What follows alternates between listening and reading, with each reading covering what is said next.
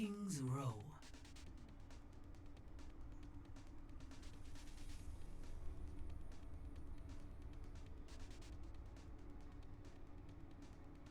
Coil Overdrive number 13, presented by Coil Gaming. My name is TJ, and of course, we are into our first match of the night, but more importantly, the first match of several matches, playing for, of course, the small cash prize pool and the wonderful Gosu Gaming ranking points.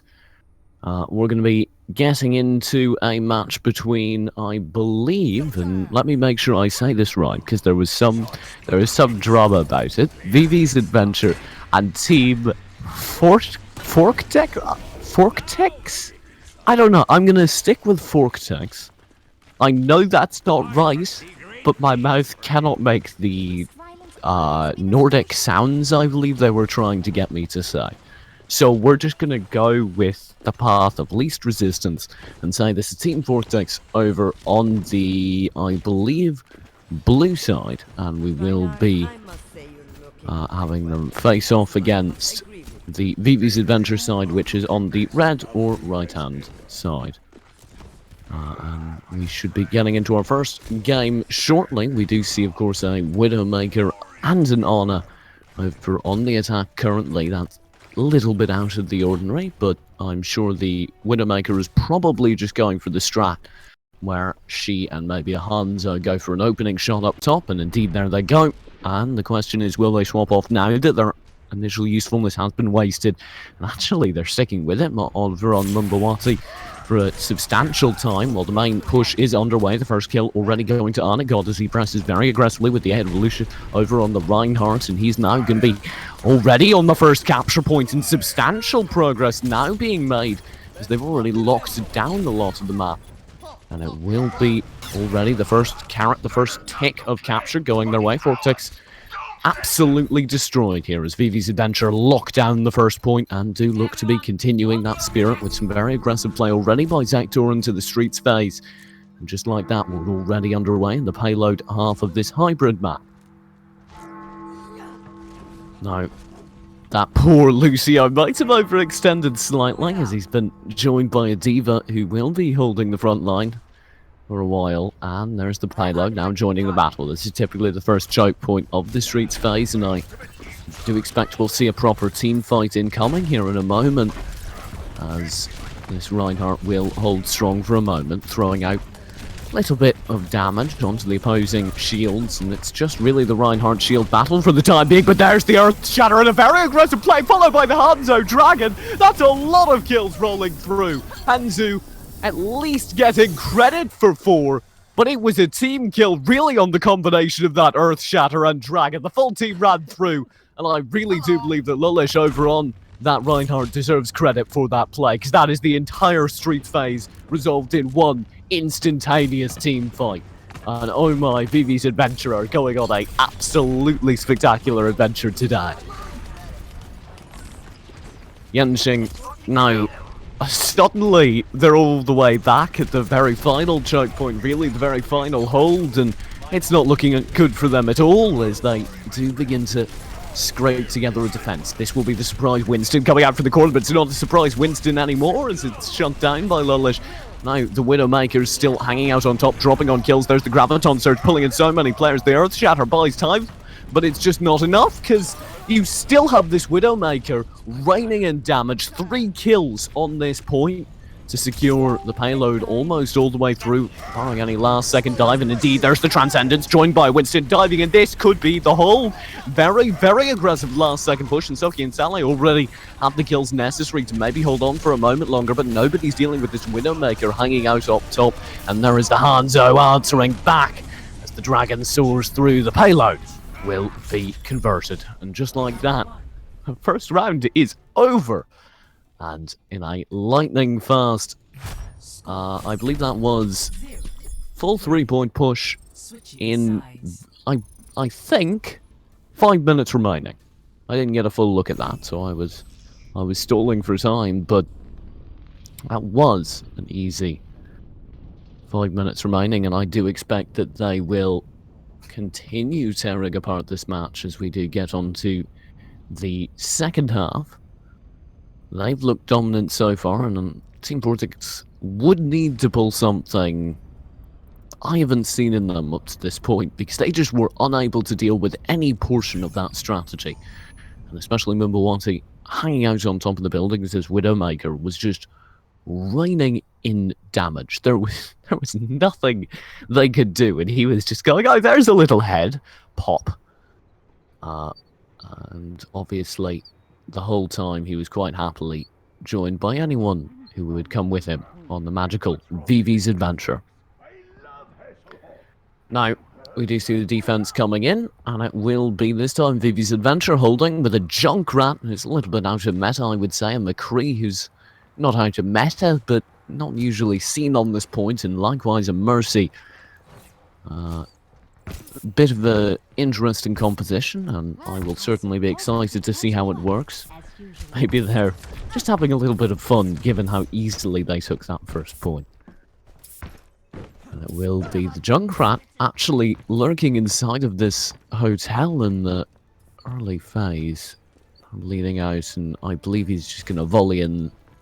Oh no, he's been joined by a damage-boosting Mercy. What is this madness? He's going to rain in damage-boosted Junkrat nades right off the bat, and there they go, over the Reinhardt shield, already forcing the whole team just to hang out inside their spawn for a few moments longer. Finally, Tyrannel over on the Widowmaker does force back that little trap, and it was a fun little strat, but they knew when to quit, and now they're going to fall back for a while longer, and you can still see this damage-boosted Junkrat rolling in.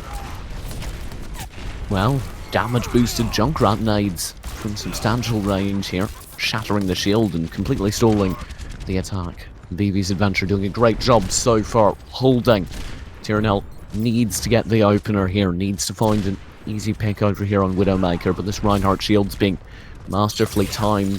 Cooldown, the cycle on Widowmaker is just a little bit too long, and Lullish knows it too well, although actually that did get through, and Lullish looks like he might have taken a bit of damage there, but I think the shot went wide, and the whole time Zextor, of course, was magnificently hovering in the backlines, waiting to drop the healing on anyone who needed it. Here's a bit of progress, though, being made, as finally we do see a flank around Tyrannel and Sally, both going up top on the roof portion. There's the Winston dive in, and I do believe here's the attack underway. Vivi's adventure trying to hold from multiple sides here, but the Junkrat Riptire gets two. Hensu opening it up, followed by Tyrannel as the only kill in return on Daily Boat. Zector absolutely dominating so far, just rolling through the damage boost onto a Junkrat. That's all you need, apparently. No healing necessary. Now he'll peek out and drop what little healing is needed. Tyrannel's the only player left on this push.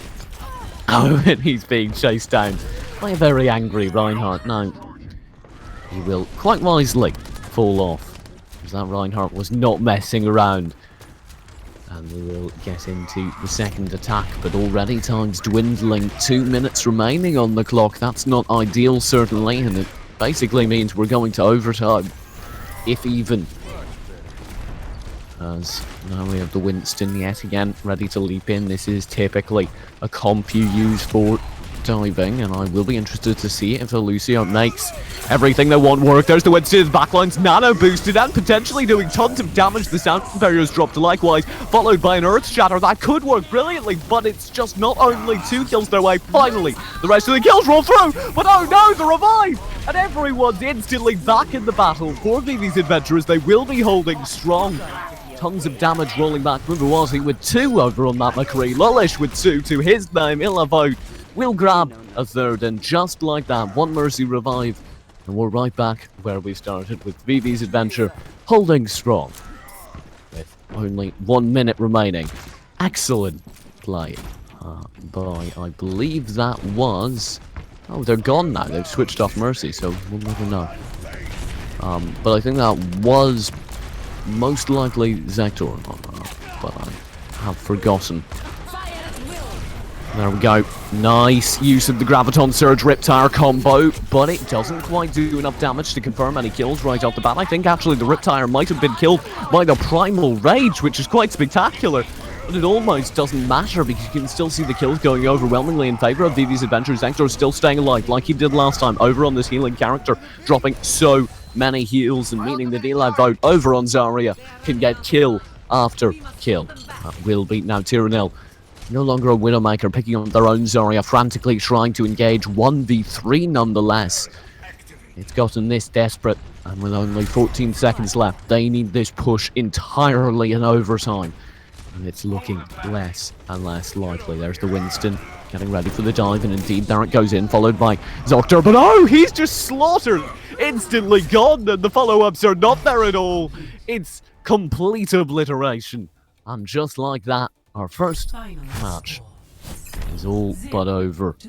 Vivi's Adventure will dominate. This is only map 1, I believe, so there is potential for Team Vortex to go, I know what's wrong, and recover, but I honestly couldn't put my finger on it. It just looked like Vivi's Adventure was the far more coordinated side, and this better be the Earth Shatter on the Streets phase, and I do believe it is. This was absolutely incredible. Oh, just slaughter.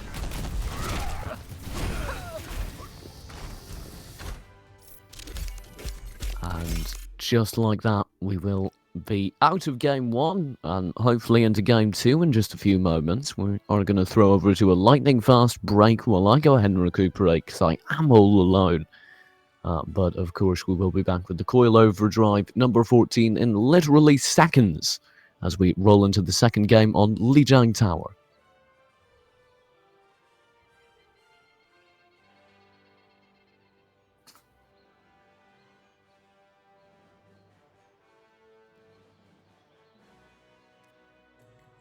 Now arriving at Lijiang Tower.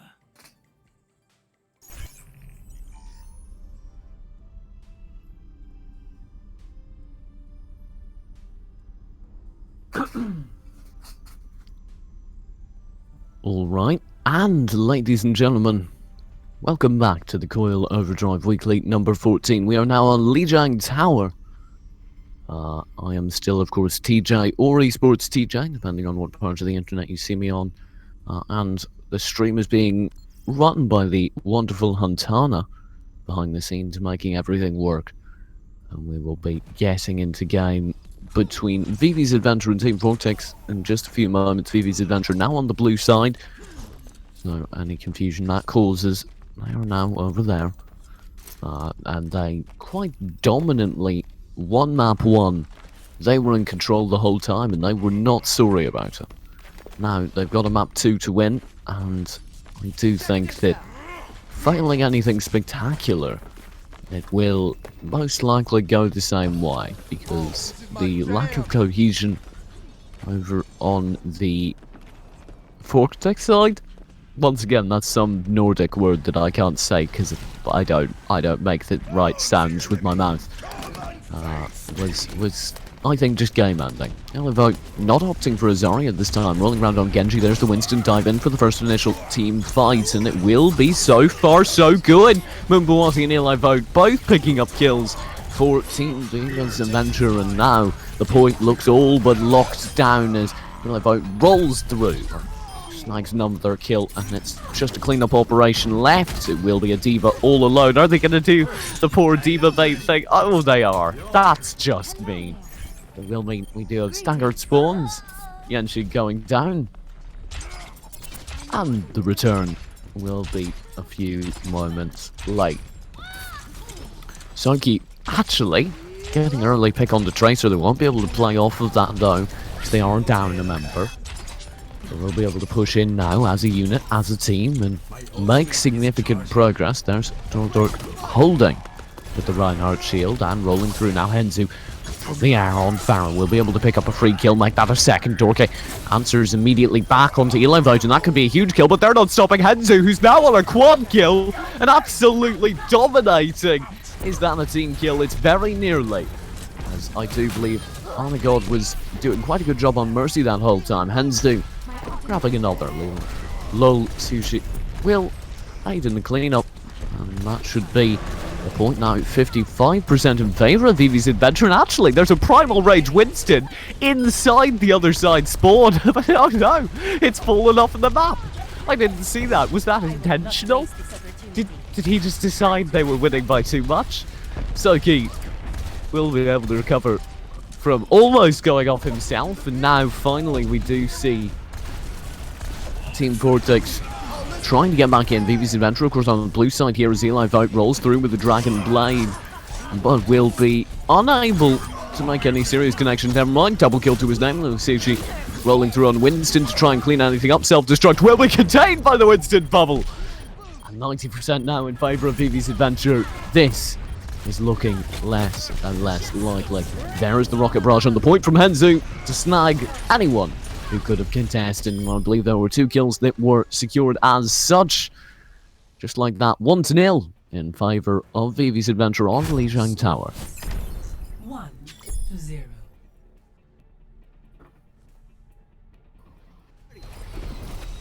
I'm not a miracle worker. I'm checking in.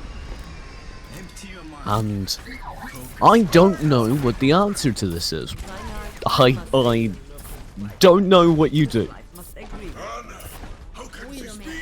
I would say, in face of this kind of aggression, you need to maybe roll the more traditional tank meta lineup, because we've seen a distinct lack of that over on Team Vortex. They don't really seem to like their tanks. And perhaps that's what they should opt for. I'd definitely like to see this Bastion, who's now coming out for Henzu, because that's a bit of an odd pick. Mbuwati, of course, on Widowmaker, which he played to excellent effect in the last map, or at least on the attack of the last map. And we're going to get into this control point shortly, as the hold so far is in favour of VV's Adventure, but Tyrnell actually getting 2 good picks on the Henzu and Anagod, with those rockets sailing above Soki, still managing to provide the healing and damage boost as necessary, rolling back and forth, and it's back in favour of VV's Adventure now as Eli Vogt and Co did grab 1 kill. Eli Vogt still dancing around on the Genji and doing an absolutely spectacular job, just hitting shot after shot, and now the kills are all rolling his way as the chip damage has been done and the cleanup operation is well underway. Have a look at this very aggressive hold. This is kind of what I was talking about. They need to be able to punish this, because Anagod and Mbuwati, they're so separated, they're so split up, they're so aggressive, and they deserve to be killed if they're going to do that. See, Anagod definitely overextended there, and they were actually able to punish it. All the credit to him. Tyrnell doing a lot of that work, but now he's gone. Eli Vogt, I'd say specifically hunting them down. Soki unable to act in time. And look at that backline play. That's just ugly. And Eli Vogt now going for Sally. The sleep dart does land from Anagod. I will guarantee the kill now. You have Tyrnell back in, but once again they're down a player thanks to this very aggressive poke style that is being picked up by VV's Adventure, so they don't feel like they can commit to a full push. Or do they? They're going despite the player advantage. Sound barrier and Earth Shatter though both answer back, and the slaughter is underway as 3 kills instantly got away with VV's Adventure. Tyrnell and Yinshag not far behind, and now it's almost a battle from the spawn, as you do see a peek on out from this Reinhardt. He's just saying hi, and really there's not much more he can do as he watches that capture point roll over 70%. This is actually, I think, the first coordinated push we've had all game from Team Vortex, and they definitely do have the ultimates to make it work, along with the chip damage so far going their way. The healing not effective, but no! Just like that, Mbuwati rolls through 3 kills.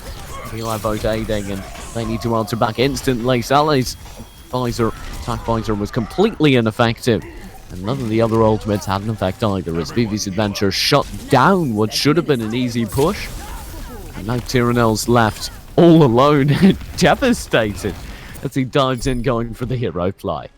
That'll be it. 2-0 now in favour of VV's Adventure. Score 2-0. Got the handy Overwatch lady reminding you of the score, just in case you forgot.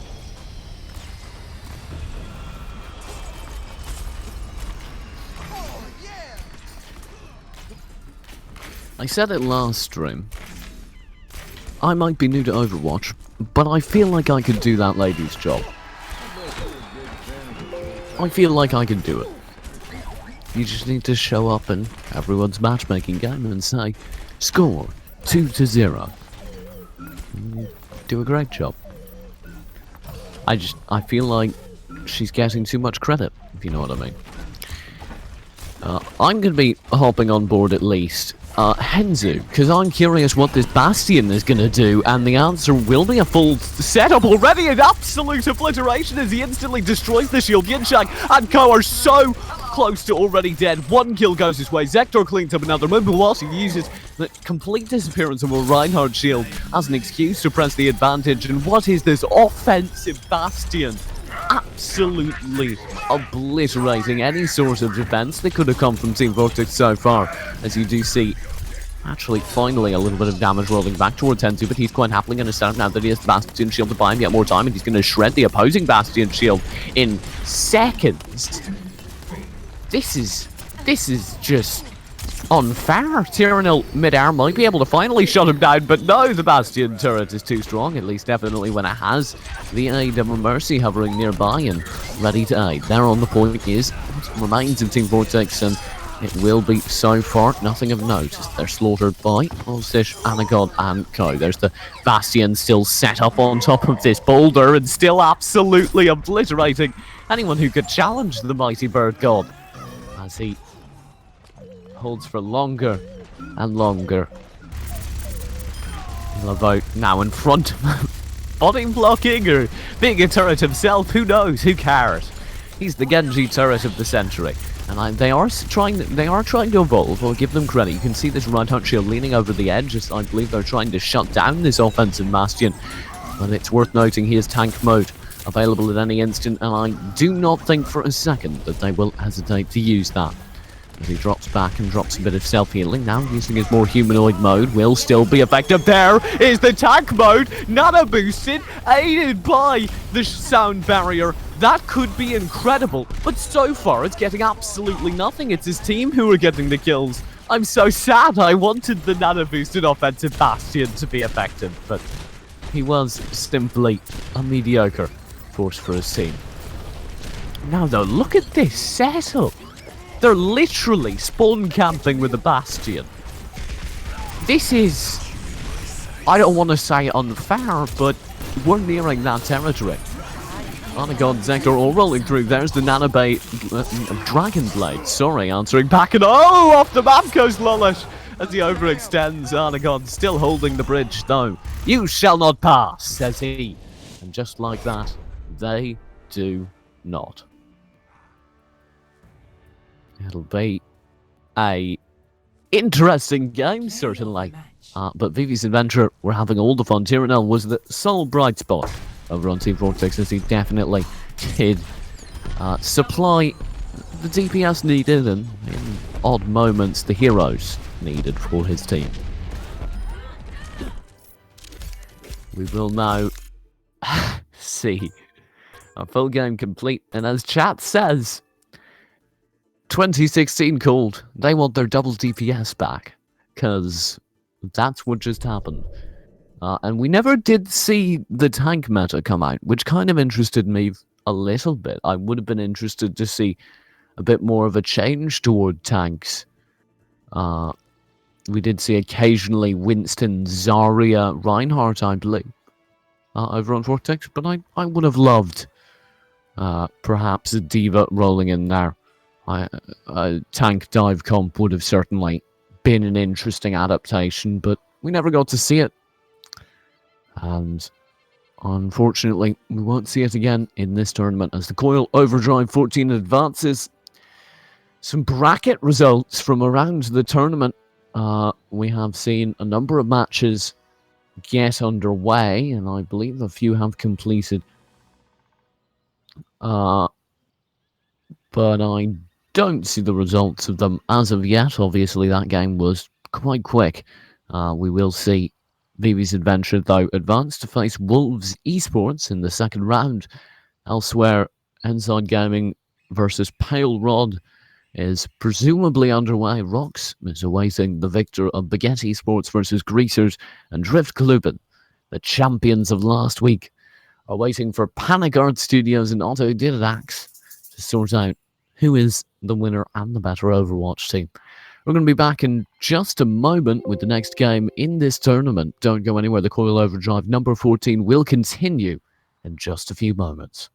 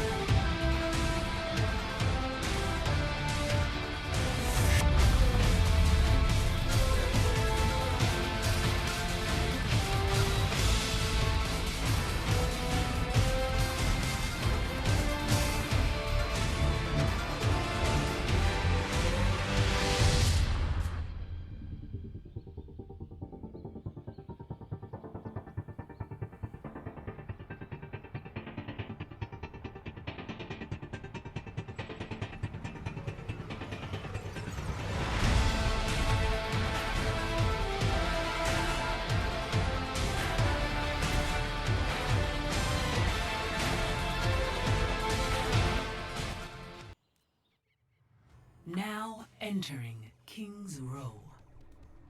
Ladies and gentlemen, welcome back to the Coil Overdrive number 14. My name is still TJ. I'm still being produced by the wonderful Huntana, and we are still casting Coil Overdrive Weekly number 14, presented by Coil Gaming.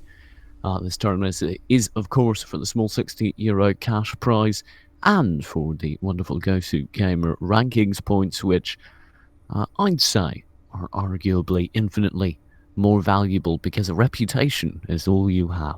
We're into Wolves Esports versus BV's Adventure. BV's Adventure, of course, over on the defending side of King's Row here. And we will see Torn Planet, G-Flex, and the rest of Wolves Esports taking up the offense as we slide into this next map. I actually have an advantage now. I successfully have a cup of tea. So I'm going to be quite happily sipping that cup of tea throughout the match. The tea does, I think at least, not only preserve my voice, but also rejuvenate my energy. Not energy, but energy. Two very different things. One of them's a bad North American team, and the other one's a wonderful thing to have. And we will be getting into this game in just a few moments. The only notable exceptions to standard roster composition are perhaps So's over the Winston right off the bat, Tracer being picked up by Freshy, but those are kind of standard dive comp things, particularly with the Genji and Torn Planet over there riding on the Pharah, and there is indeed the dive comp we were saying would happen already deep into the backlines of the opposition. It is Mbuwati over here on the Diva, who's the best hope to hold, I'd say, and he's currently 1v3 and quite successfully on the point. Henzu winning a fight. Meanwhile, both picked up kills. Mech falls, but the player does not, and Mbuwati will be quite happily holding for the time being, racking up the necessary points onto a Tracer as he chases him wholeheartedly.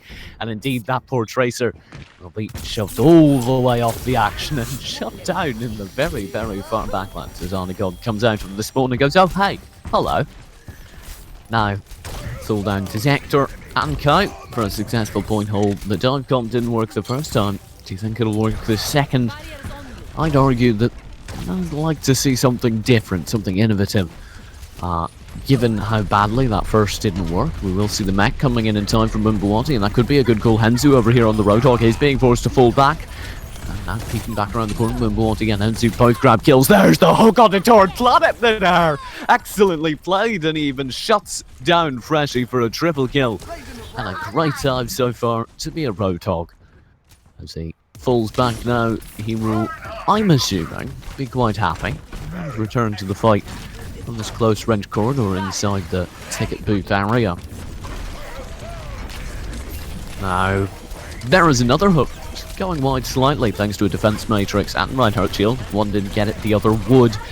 There will be Henzu continuing to hold and pressing forward. There's the whole hog available, but it hasn't been triggered yet. He's been sleep darted and completely slaughtered. That wasn't the ideal scenario at all, but the sound barrier will now come through to make up for the player differential. We do have the self-destruct available. It will be triggered. Mbuwati throwing that Diva into the backlines to gain one kill and suddenly return to the mech. That will, of course, even out the player differential, and Vote's quite happily pushing forward, beaming away a second. And this is looking absolutely devastating now. Wolves Esports are being shoved back. BV's Adventure continues. And G-Flex is being chased and killed just outside the spawn. There is no escape from the beam of Zarya. Now actually Ilavo has been pulled in, but the healing from his team is spectacular. We'll see a bionic grenade followed by a Reinhardt push to go ahead and secure his life. The ultimates available now could be devastating in combination. I'm particularly waiting for Ilavo's Graviton Surge. If we can see that, I think, at the right time, and perhaps coupled with a whole hog or anything like that. There's the Graviton Surge rolling through. The kill doesn't answer back, though. Henzu and Malus only get one each, and that's hardly ideal. It's still certainly enough to stall the push, but you'd like to see more. There you go. There's the roll all the way through, and even if they didn't get the kills, you look at the map control they gained there. It was substantial. They'd actually pushed Wolves Esports all the way back into their spawn. Now, Oobling and Torn Planet Freshy will all be moving around this statue. We haven't seen much use of this upper kind of rooftop area, which is a little bit of a disappointing state of affairs to me. There's the nano boosted Mobawati diving into the back lines, and he will be having a great time so far, slaughtering 1, 2, 3 people in quick succession and chasing after the final kill on Freshy. There it goes. Him and Lil Sushi sharing those kills. It's a nice way to say it without mentioning the words kill steal, which I don't want to point figures, but it definitely happened.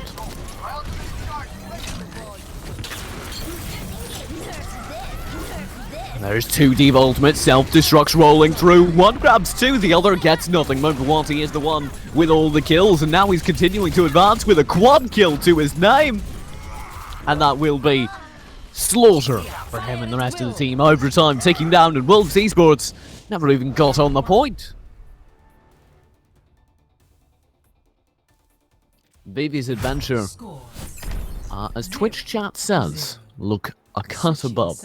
Unlike last match though, I don't think they're untouchable. I think this is winnable, perhaps not on this map with such a spectacular King's Row hold, which by the way, maybe don't pick King's Row against Vivi's Adventure. Pro tip to upcoming teams. Maybe not on King's Row, but I do think Wolves definitely showed signs of promise, and I know from last week that Torn Planet can really get going. Alexis can be terrifying, and G-Flex is a great Lucio. If it comes down to it, I think there are teams here that can absolutely push Vivi's Adventure to the breaking point.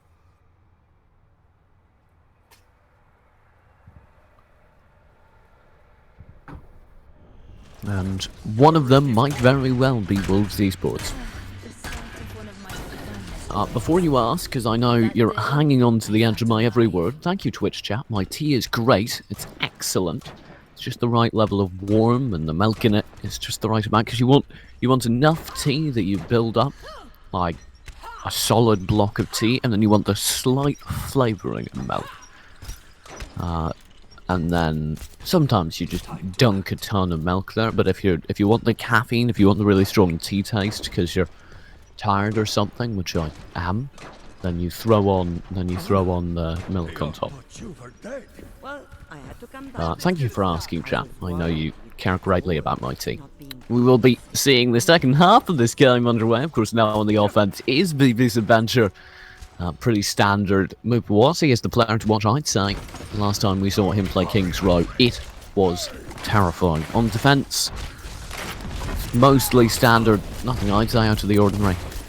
And Zector will be pushing in. There's the offense already underway. Torn Planet, oh, instantly gone. Henzu with a very nice headshot to open up the action. So we'll answer back temporarily. I'm on board Mobawati, who's close range sniping against 2, make that 3, and it's not going well for him, but he will be able to escape. No, scratch that as he falls. The rest of his team, though, isn't faring nearly as badly as they're dominating so far. The nano boosted Zarya will actually be shut down on the point that Zector is having a bit of trouble staying alive himself, as now the Zarya beams chase him, but some excellent smooth dance moves keep him alive and guarantee him 1, 2 kills. And that will be instant victory off the back of Zector's amazing Lucio play. 1-0.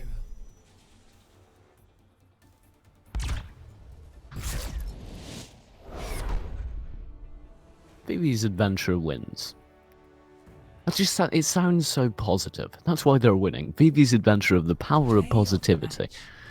Lilish on Reinhardt getting the play of the game. Let's see if he deserved it. I'd argue that, while a nice play, was mostly, if you remember at that time, the nano-boosted Mumawati rolling through on Diva. So, maybe you give him credit. Maybe that mostly belongs to Mumawati. But either way, it worked out very well for Vivi's Adventure, and we will be getting into map 2 of this best of 3 in just a few moments. Don't go anywhere, we're going to be right back, and hopefully, I believe at least, Wolves Esports will put an extra little something together on this second map.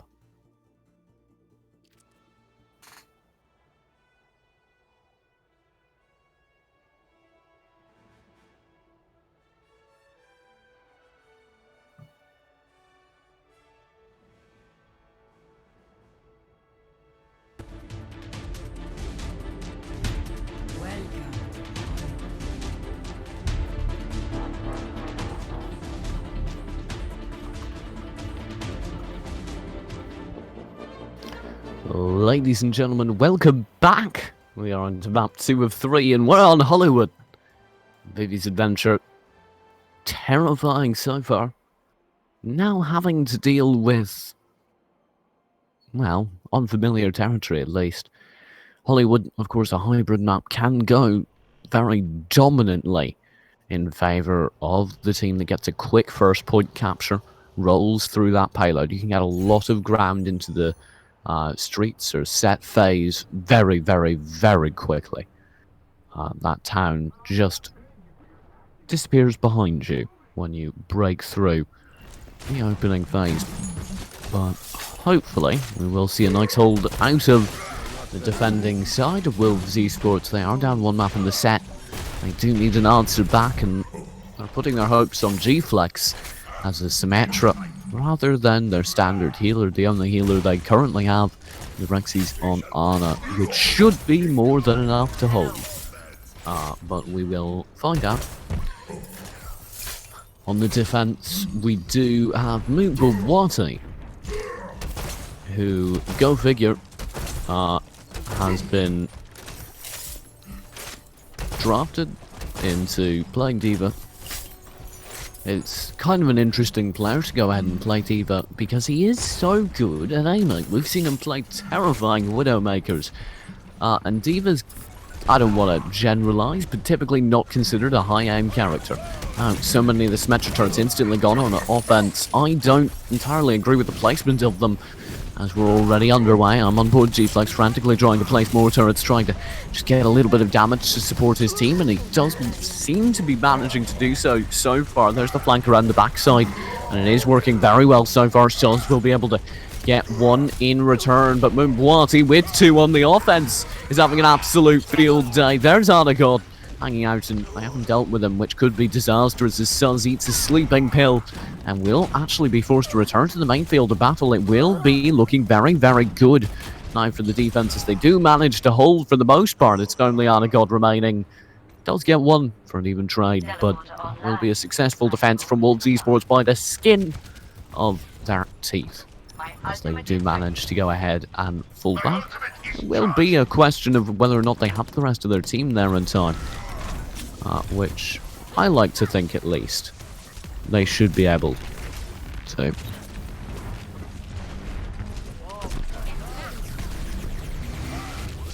And there's the self-destruct on the point.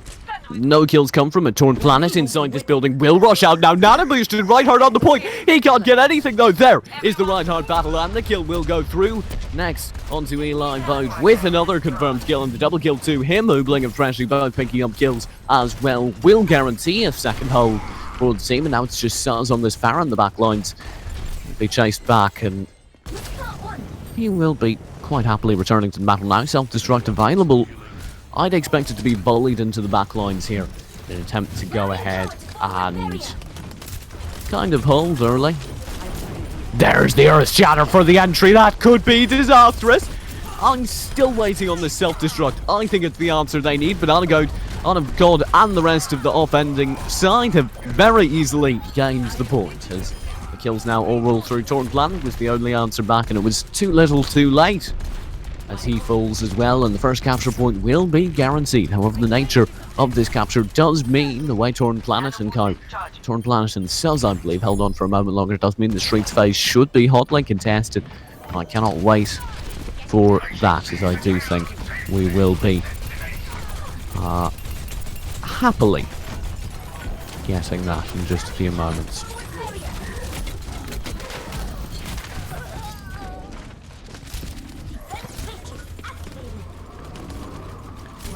Here's Suz, kind of very aggressive on the defense so far. He does have the self-destruct available, and he's a little bit further back. And I do, with this clump, you'd think this was where he wanted to drop the self-destruct, but he's perhaps waiting for Lullish to go ahead and kind of overextend, perhaps even fall. Just trying to make sure that shield can't prevent anything, but there is the barrage, coupled with an excellent use of Graviton Surge and the self-destruct just to clean up. Mubawati with 4 kills. Barrage got shut down, but Mubawati did not. Oobling, nano boosted, sure, but that doesn't mean anything when you're in a 1v4. He actually surprisingly manages to escape for a long time before he gets shut down. I really liked that they knew perhaps that the Pharaoh was going to get shut down before the barrage went into effect.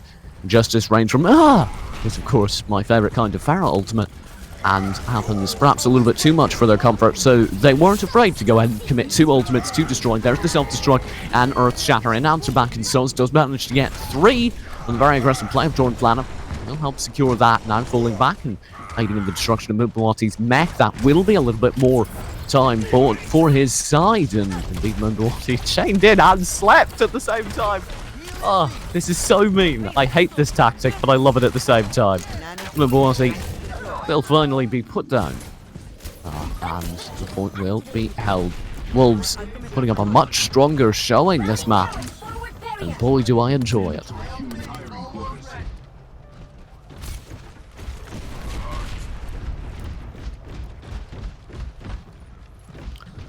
Jordan Planet holding the front line strong now, waiting to see where his opponents are coming from. The answer, by and large, is from the long way around. It will be flying strikes rolling through. There are the 2 Reinhardts side by side, considering charging over the chain into the backline. That might have been a mistake. You chained in and nano boosted Reinhardt, and he's going to have a thing or two to say about it. There's the Soundbearer to aid, but the self-destruct is rolling through. No kills come of it, I don't think. It will instead be all on G-Flex now, trying frantically to dance back and forth and heal his team, perhaps keep them alive with his speed, but he and the rest of the defending Wolves Esports side will fall. And just like that, we are now a step closer.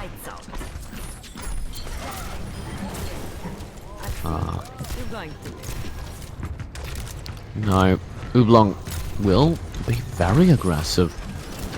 But full back with his team. And I'm kind of interested to see where this hold is being set up. I'm not sure I agree with how much ground they're giving here. Somebody more experienced in Overwatch tactics can go ahead and confirm or deny, but it seemed very awkward. Perhaps they were afraid of the very aggressive style that was being portrayed earlier. Oolong will be able to hold strong, but there's the Earth Shatter just as the Nano Boost goes through onto D.Va. That's not ideal at all, and indeed the D.Va Nano Boost is mostly wasted. Torn Flanges of pressure, the only 2 to get kills. Rexy's holding strong in the backline though, is absolutely tearing it up. Finally he falls, but Torn Flanner will secure a final kill off of him. Now the question is just who can hold. Suz is not the answer, as he will fall as well. The respawns are coming through, and it will be so far so good as Oolong is able to shield himself for the most part with those area personal shields. Now you over Reinhardt to hold the front line. Torn Flanner doing a great job there. The Nano Boost is about to come through, and you do have Lol holding the front line and continuing to progress. Now look at this slow grinding play. Vivi's adventure getting ever closer, ever further. There's the self-destruct. That's the only hope to answer back, but at the same time there is a Graviton Surge. Sound Barrier will perhaps guarantee the point now for Vivi's adventure as the kills do roll through. That should be the full point, I think, because the only hope in return is 1 or 2 dive flares, and it will be, with 1 minute remaining, a full 3-point capture. Score 0-3. Switching sides. I do think, and I firmly think this, Vivi have insane coordination. Now the only real hope to answer back is likewise coordination, and we haven't really seen that out of Wolves Esports. It is possible though. 1 minute left in the push is definitely something matchable, or at least you can drive it to time bank where you stand a chance. I expect Hollywood to be much closer than the last Wolves Esports. I'm cautiously optimistic for them. Let's go there.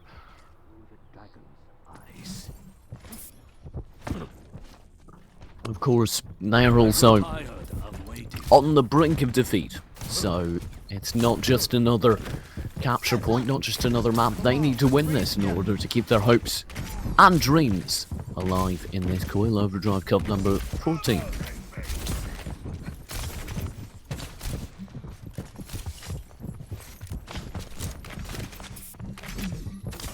Zector running around early on in this map, leaving little presents around.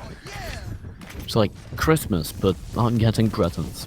And they are these adorable little turrets. Waiting for a victim. I always wonder about this tactic. Cause I quite like it. But I don't know how effective it is. And maybe it would be more viable for Symmetries at this level to go ahead and set up further back, but no, the turrets actually do stall for a moment, or at least get some chip damage. I don't know. Maybe a fully set up death gate later on would be a smarter tactic, but I by no means am the expert to rewrite the Symmetra playbook. It will be those new portable shields rolling through at long range, gliding forward. There's the flank push onto the rooftops. We didn't really see this when it was Wolves on the defense. Now on the offense, they take advantage of a tactic their opponent didn't exploit. Torn Planet holding the shield while the rest of his team hangs out behind it up top and rains in damage, alternating between the defense matrix and Reinhardt's shield quite nicely. Comes down to when do they commit? When do they decide they've done enough chip that it's worth the push? Because ultimately both sides will be able to maintain self-healing and pretty much normal HP until the commit comes. Neither of them are looking to get a pick, and indeed there is the commit going in. Torn Planet looking for the opening. His shield's already crumbling. He's alternating quite nicely, and he will be able to pin in Lullish. That is the mirror kill. G-Flex on the other hand, their healer did fall. That could be terrifying for this battle. Anzu will be very close to falling, but no, Anacon's gone down to Freshie. That's actually huge.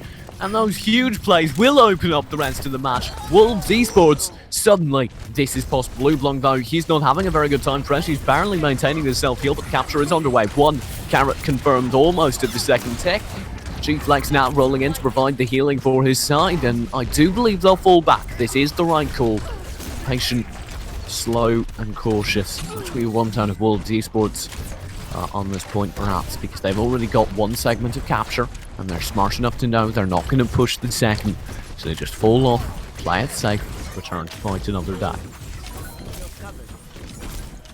And I do see you guys in Twitch chat explaining how stupid I am about that very far back hold in the final phase earlier. And yeah, that makes sense, thank you. Like I said, I am still new to Overwatch, so little things are being picked up as we go along. Freshie and Co rolling in the damage, trying to break down this shield. Lullish will be holding strong. Oh, shame though, Lullish takes a lot of damage. But the symmetric turrets are all set up, and Torn Planet's going to dive right through. The Graviton Surge exposes them to the full wrath, and there's no ultimate to seal the deal, but it's not even needed. The amount of chip damage that went through is huge, but the whole hog answer back from Freshie will be cancelled out by an Earth Shatter, while Freshie holds strong in Earth Shatter, and Nano boosted Torn Planet rolls through and tears a planet-sized hole in his opposition. He will only manage to get one. Now looking for the second. He does, I believe, have the shield generator down in the backline. Tenzu has been slept on the point while Alexis frantically tries to heal up Sutters and Oblong. As Tenzu stands back up, he will find himself in a 1-on-2. And now it's Eli Boat in a similar situation as Zarya, though he will have a slightly better chance, I would think, and he bought a decent amount of time. Enough though Lullish is here now to contest the point 2. But this staggered conga line of death, the EU conga, does not go well in the long term. Nectar knows this, and he's just frantically trying to maneuver his Lucio play around so that he can perhaps buy the time necessary for the rest of his team to contest. But I do believe we've got the first capture of Hollywood going the way of Wolves Esports, and they will secure 3 minutes for the second push.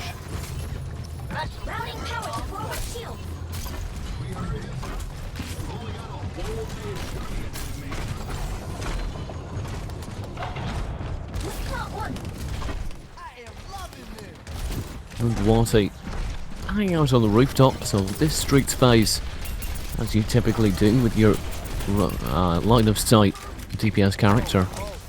Ooh, Freshie on Dissector, that's a huge pick. Graviton Surge grabs Hanzu and Co, and it will be Sus with the excellent use of that self-destruct to grab 2. Torn Planet cleaning up, and that push should roll through, but Watty doing a decent job stalling for time, and we should have one more team fight in this streets phase, I think. Freshie, oh, looking for the overextension. I thought he was going to get that hook. I believed in him. He almost hooked in an Ana, but it didn't happen. And now he's left just kind of poking around in vain. The rest of his team has grouped up around him now, though, and this team fight will basically be the decider of the match. I think Lullish already dropping an Earth Shatter, perhaps in vain, though. In the backlines, nothing really comes to it. There's the Nano Boost onto Fresh, and he's going to drop the Whole Hog at the same time. Nano Boost and Whole Hog rolling through the backlines, grabbing one onto Henzu. No further kills will come of it. Perhaps they've broken enough of a hole in the defense to make a significant difference. Lullish is the only kill in return. Freshy's still on a tear, grabbing two, and Oobling answers back as well. Anagon and Eli Goat are the only players to hold. There's a Graviton Surge rolling through. But that's the desperate actions of a dying man. And it won't be enough to stall the advancement to the final phase.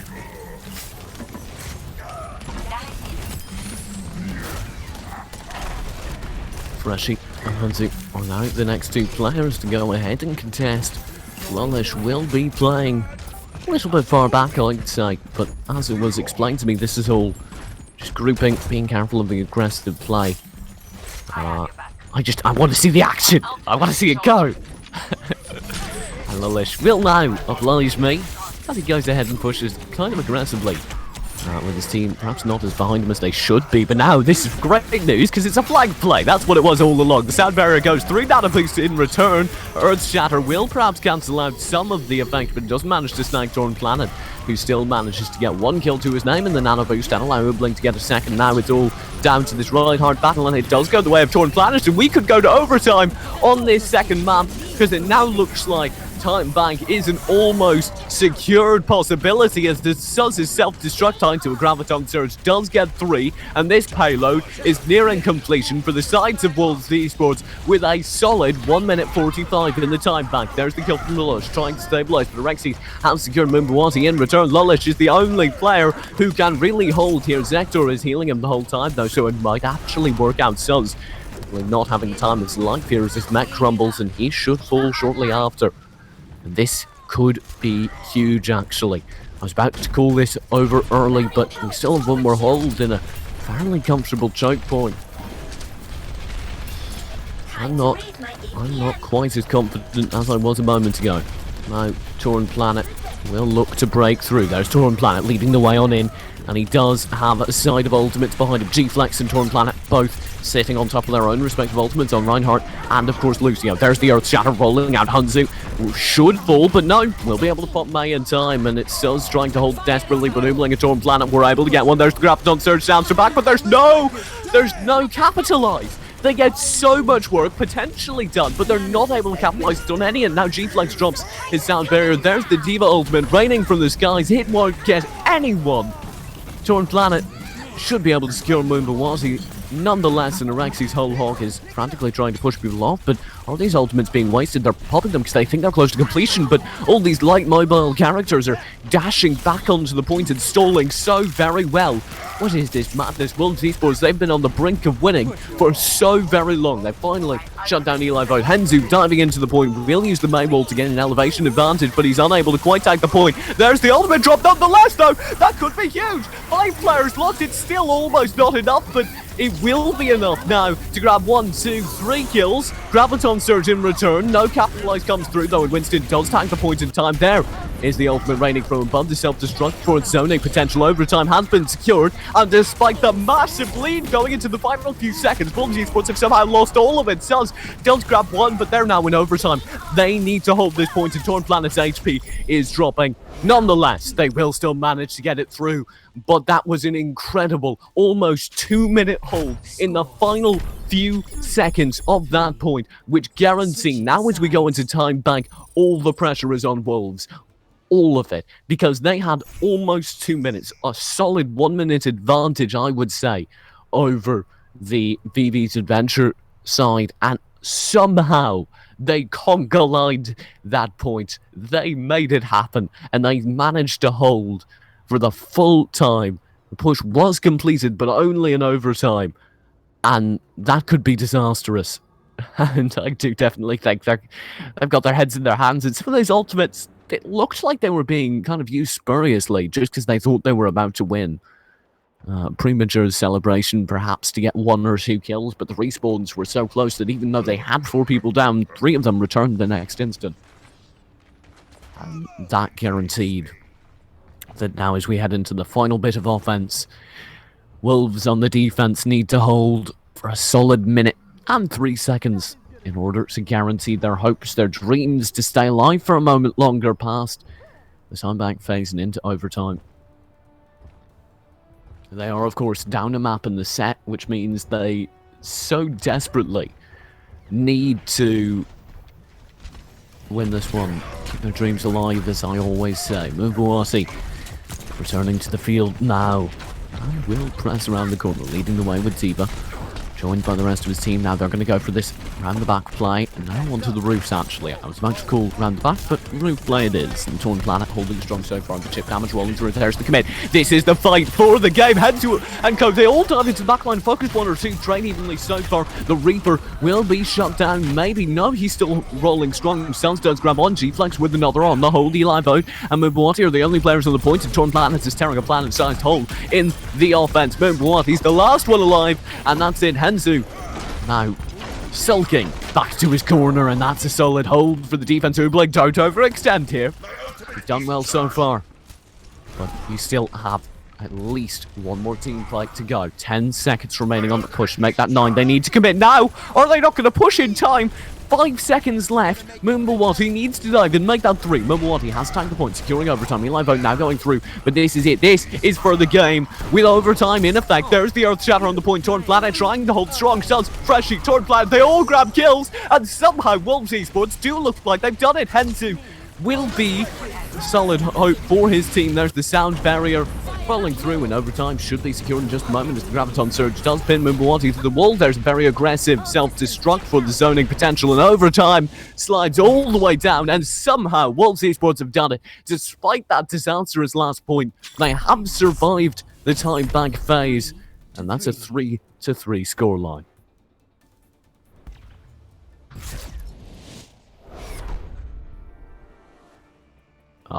And that means, I believe, question mark, we go to Lijiang Tower for a tiebreaker. But I am in the dark there. So we will, I guess, find out there, because I must confess, not 100% up to date on all the tournament rules. I don't think we've had a match as close as this. And absolute props to Wolves Esports for managing to drive it as close as they did. It looked on the first map, Kings Road, like they were completely outmatched, but somehow they brought it all the way back beautifully.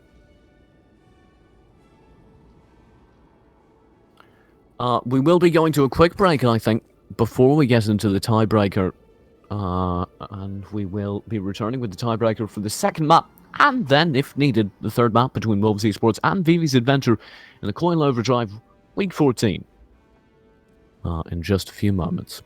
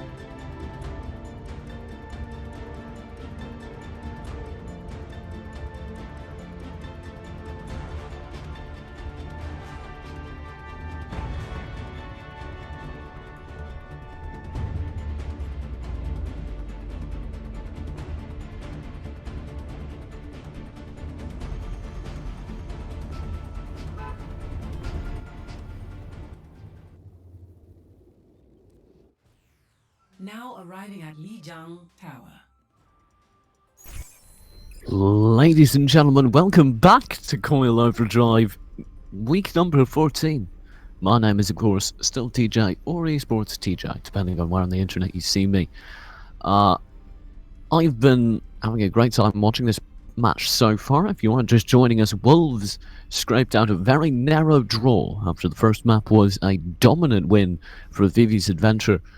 The two teams have decided, by the tie-break rules, which we weren't completely sure of, are that you replay the map that was a draw.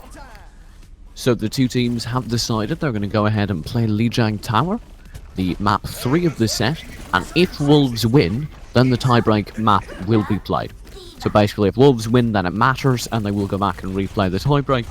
If VV wins, then it doesn't matter at all, so they'll just go ahead and complete the set. Normally, as it stands right now, it's essentially a tied 1-1 set.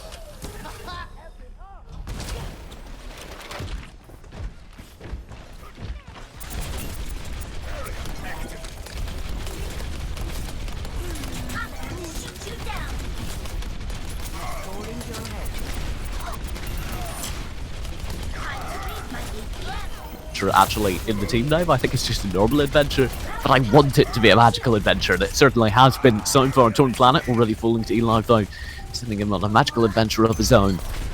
Find out what happens after death. Freshie will dance back, and the rest of the team over on Wolves, I would say, would be strongly advised to just kind of hold back, look for exit frags if they can, until their teammate has rejoined them. He has now, and I do believe there will be a commit in a few moments as the Lucio is now here alongside the Ana. Fully support this push. I'm on board with Rexys, who's having an absolutely excellent time so far. Continuing the push already. Suz dropped very low, but the bionic heal will come through. Barely not quite in time. Nano boost is deployed though, and Torn Planet's having an absolute field day on the point. Only one kill actually make that 2 go his way though. He does have the Earth Shatter available, with the self-destruct will end him. And it's Hanzu returning to finish off Freshie and secure the point. 33% now in favour of Vivi's Adventure. There's the peek from Hanzu. He and Co will begin pushing out Sons. There's actually a self-destruct available. I'd love to see it just kind of preemptively thrown into that tiny little corridor, if nothing else but for the PN factor of it. But we won't quite see it yet. There it is. There's the self-destruct. Drops right on a Graviton Surge. A much better idea that secures him 1, maybe 2 kills, depending on how you look at it.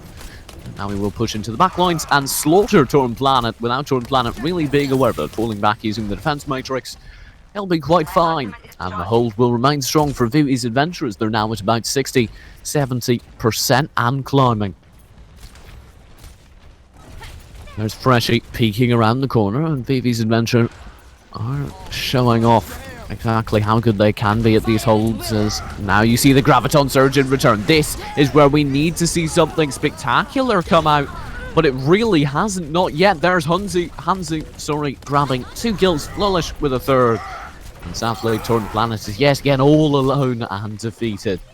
You do have ultimates available on both sides. Sound Barrier very good for the point cap, and actually Suz diving onto the point with self-destruct will grab nothing, as it's shielded and protected quite nicely over time. Ticking down, G-Flex with the Sound Barrier will buy enough time for Oobling to go ahead and contest. You only have Torn Planet though, with the ultimate, with the Earth Shatter, to really make a difference. And overtime's already ticking down. Nobody could really contest. There's that Earth Shatter being spent, but Torn Planet's nowhere near the point, and indeed, he falls before he can tag it, making it 1-0 in favour of Vivi's Adventure. 0-1.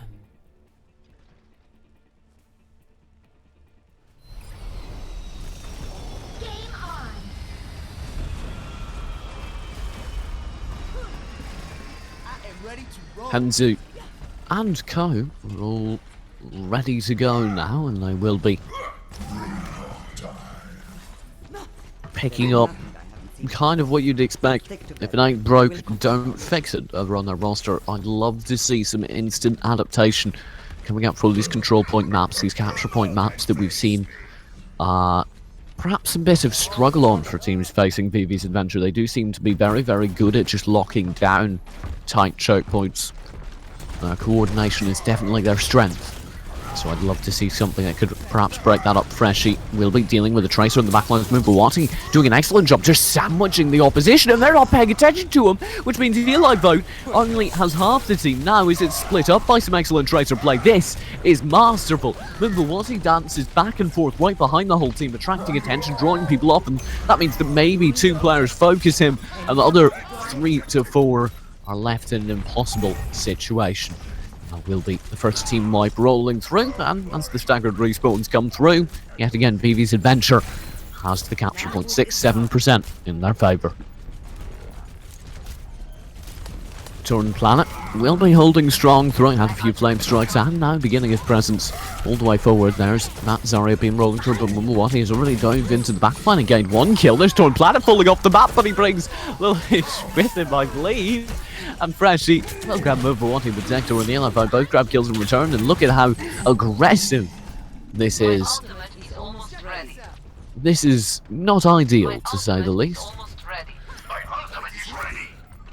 You can see the discussion about ultimates going through. You have a nano boost available over on Ana. God, Henzu likewise with the self-destruct, and Lolish with his own Earth Shatter. By contrast, Torn Planet's the only one who could hope to open things up. There's the Graviton Surge and self-destruct combo, and it will grab no one, but it drops everyone so very low that Lolish can have an absolute field day, slaughtering one sector with another. Mubawati grabbing one as well, and Henzu chips in for the final one, as we do see Suz commit Sudoku, as I like to say, falling off the map, so that the respawns aren't too staggered at least. And the rest of this team will regather. Wolves Esports definitely gave VV a push, but it wasn't nearly close enough, I think, as now we see the Earth Shatter. This is the time where they need to make a hold. Freshie's doing an excellent job rolling through now with the whole hog. Henzu will be dancing back and forth, Sons using the nano boosted Diva to try and chip away at Elavo, but the sleep dart rolls through and he's not having too good a time here. Henzu will Lolish kill his teammates. Now he's the focus of several players. Torn Planet with an Earth Shatter, self-destruct, landing in the middle of the point, will grab no one, but Henzu will be right back in his mech in an instant before Sons shuts him down. Yet again, their ultimates available are the Sound Barrier on G-Flex. There is the Graviton Surge to try and pull in anyone straggling on the point. Freshie will be tagging it though, rolling it into overtime and buying yet more. G-Flex with the Sound Barrier to try and contest, now joined by Arexes, who should be able to make something happen, but no! He's been forced back by the Earth Shatter and slaughtered just before time. Just like that, 2-0 in favour now of VV's Adventure. 0-2.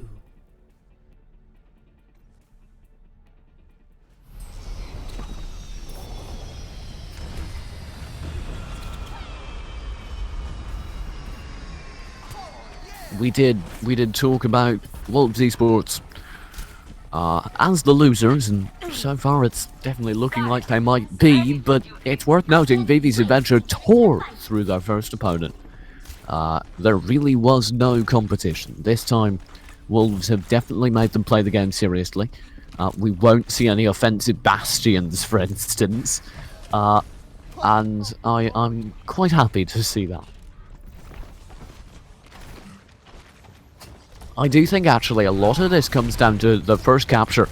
If I think we can see Freshie and the rest of his team at least contest it, make sure it's not a solid capture with all 6 players up, I think that'll make a lot of difference, because the choke point hold is where you see VV's Adventure excel. The kills are traded evenly so far. Freshie falls in exchange for Mubawati. Zector's actually dropped surprisingly low, and Torn Planet will be able to secure it. Henzu similarly low, but able to survive for the time being. There he goes too, and actually as Aragod falls as well. Maybe, just maybe, the Wolves have chipped away a little niche for themselves. There's the capture going in their favour. Now guaranteed 2% climbing. They just need to not get too aggressive. Hold this choke point. Torn Planet, don't let him hit your shield for free. Wait until you have the right opportunity. Peek back around. Timing is everything, and here we go. As we do see the dive in, 3-4 players all contesting in this space of just a few inches. Torn Planet will be holding the strong cells, grabbing the first kill. Oobling chiming in for the second, and this is looking excellent now for the side of Wolves, as they do have a solid hold on this point. Arexes finishes on Mubawati. Henzu commits Sudoku, and we do have Lolish and Co returning to the field of battle in just a few moments. My ultimate is almost ready. This is quite an impressive hold. Now at 45%, but they're not holding the choke as I'd quite like them to. There is a Graviton Surge and self-destruct combo. Lolish gets 2 kills, Eli Vote with a 3rd. There's the self-destruct in return. And it does grab the Buwati. Extra kill. And Hunzi, of course, as its originator. Now, though, this is where I start worrying. Sure, Wolves made it close thus far, but this is what matters. The choke point holds have been so excellently done. Can the Wolves break it? Well, they need to, because they're about to lose. There's a Graviton Surge to set up a play. You do have the Reinhardt charging all the way back toward Planet, taking Henzu out for a trip. Perhaps not on a rocket ship, but damn near close. Torn Planet and Freshy both grab 1 stun. Charming as well as Rexy's falls. That will be 1 healer down, but by contrast, all the healers are down for the defending side of Vivi's Adventure, and that's quite nice now, as we do see the point flipping back. Now 63% in favour of, I would say, the underdogs Wolves. Wolves, I think, definitely consistently improving with pressure, and their tournament life, make no mistake, is on the line here, as you do see Eli Vote pulled into his death by Freshy's Roadhog hook. He might have been able to do some fancy jumping, but he missed the shot for his little rocket boost, and as a result did fall to his death. 85% now, and climbing. The push will be staggered. There's the Tracer of Moonbawati already looking for a way to chip in to make a little bit of a difference. Earth Shatter will answer back on the point, followed by Self-Destruct toward Planet by Zeeted, but he will manage to survive. There's the Graviton Surge to pull him right back off of his back, and there's the overtime being held so far, but the push and fight on the point is going the way of the Wolves. Moonbawati is the only hope for his side. He's doing well so far. Zektor now chiming in as well, but he falls instantly. Moonbawati will join him as the overtime ticks down. The Wolves have made their mark, and not in the way Wolves do, because that would be... Score. Anyway, it will be 2-1.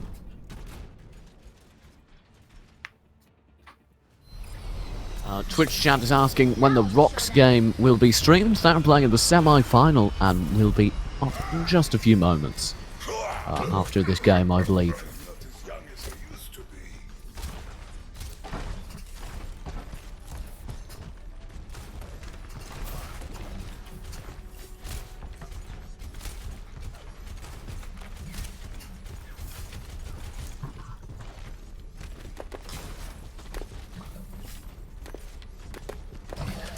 Wolves Esports, once again, they did get that last point, but they're definitely not out of trouble yet. They're still definitely on the brink of disaster if they don't make these plays.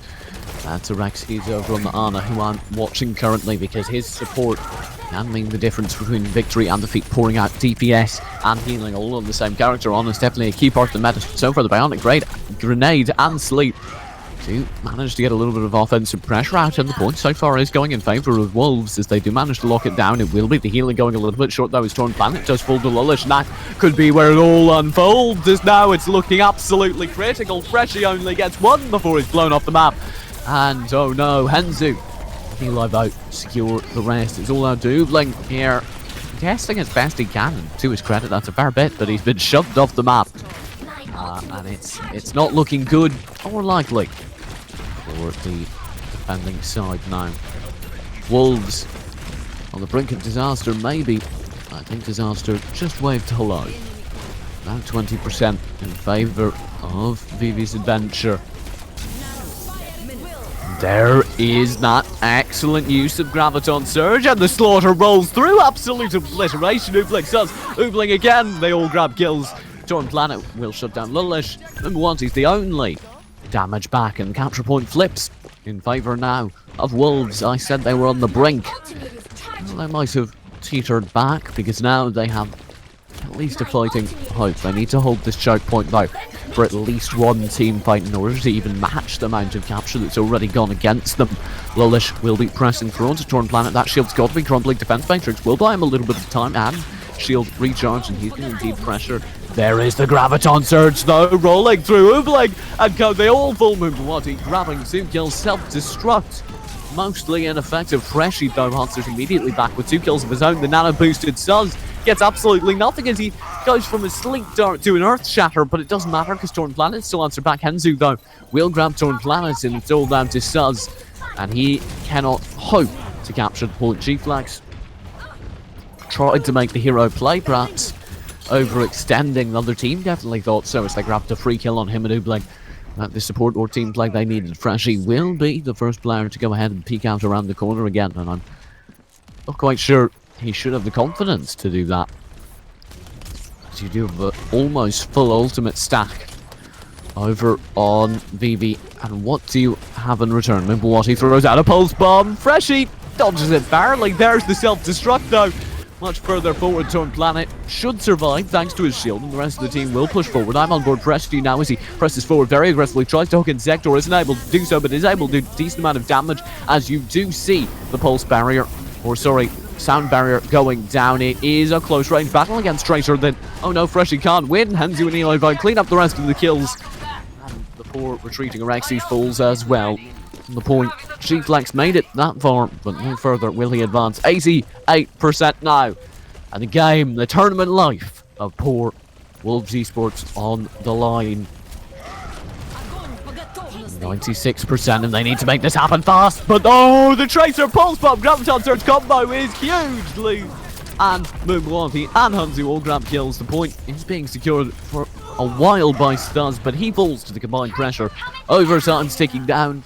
And the game set is completed, and the tournament's over, at least for Wolves Esports. GG's all around. It's a very well fought series. Does conclude Vivi's adventure pushed further than ever before. But really, how far was that? Lullish, this was quite nice. He deserves this. He was able to land quite a lot of damage and finish off Suz before he could do anything. Lullish was definitely a bright spot on his team during that series.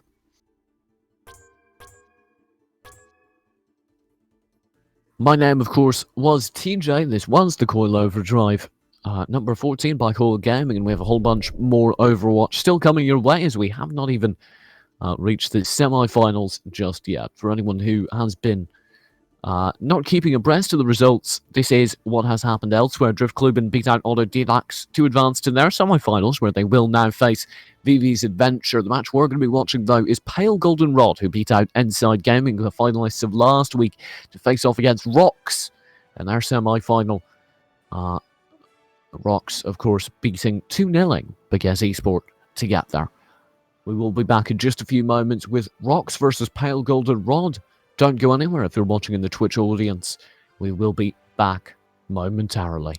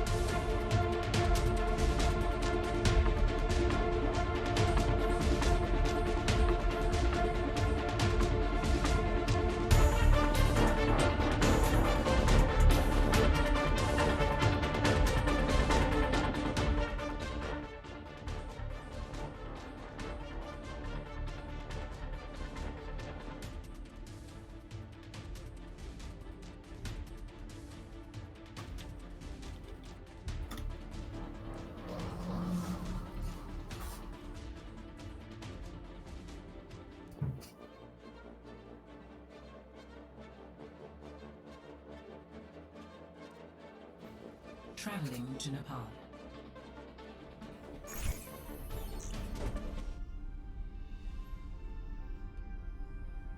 Ladies and gentlemen, welcome back to the Coil Weekly Overdrive number 14. My name is still TJ, and we are still, of course, in the Coil Overdrive 14, presented by Coil Gaming. This wonderful stream is being run by Huntana over on production, so huge shout outs to him. Stream would not be possible without him, however, would also not be possible without these two teams. Pale Goldenrod and Brox, because those are two names. I have to say, Pale Goldenrod now on the red side, Smatty and Shoot Dids, Drodo, D-Raft and Sudal, Nailer, Freed, Claws, Anger, Impulse and Tuxo will make up the opposing Rock side. And we're going to go all the way potentially to the end as it comes down to a 3-map best of 3 semi-finals to determine who will advance for the €60 cash prize and those coveted GoSoup Gamers rankings points. This week, Dibs will be already peeking out, but look at that tracer play from Nailer, already peeking into the backlines, doing a bit of harassing damage, and this could be huge. Look at how much they've squished up this side of Pale Goldenrod. They cannot advance, and PGR just finally recollecting and advancing now along this side path, but I think the damage has already been done, or at least the chip damage chance is free. Is able to grab the honor of Sebastian H. The healing now is coming much less quickly. Shoe falls shortly after, meaning there's now no healing over on the PGR side, and this Tracer the whole time has just been rolling back and forth, and oh no, Drodo fell off the map as well. Sudal did grab free, did grab Nailer, and maybe it can turn around now. But the point at least has gone the way of Rocks as they're now at 14-15%.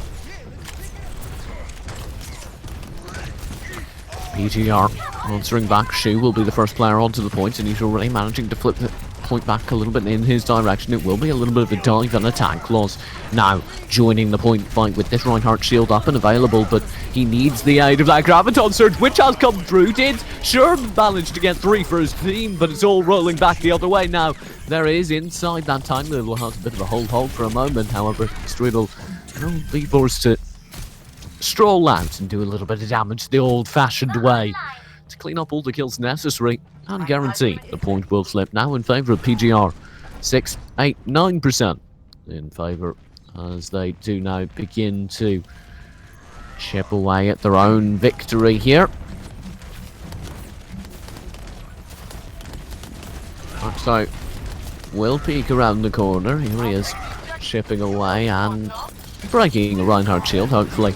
As there's the Earth Shatter getting absolutely no, and that's a huge miss actually, because now Dids is free to reign supreme. Taxo and Freed, though, they have other ideas as they're about to shut down a kill each. Taxo will grab yet another. Claws cleaning up, and Nailer rolling through the back lines will be able to grab some Astronauts. Screwdle will fall mostly because he has no teammates, and just like that the points flipped back in favour of Rocks. 50-60% in their favour now.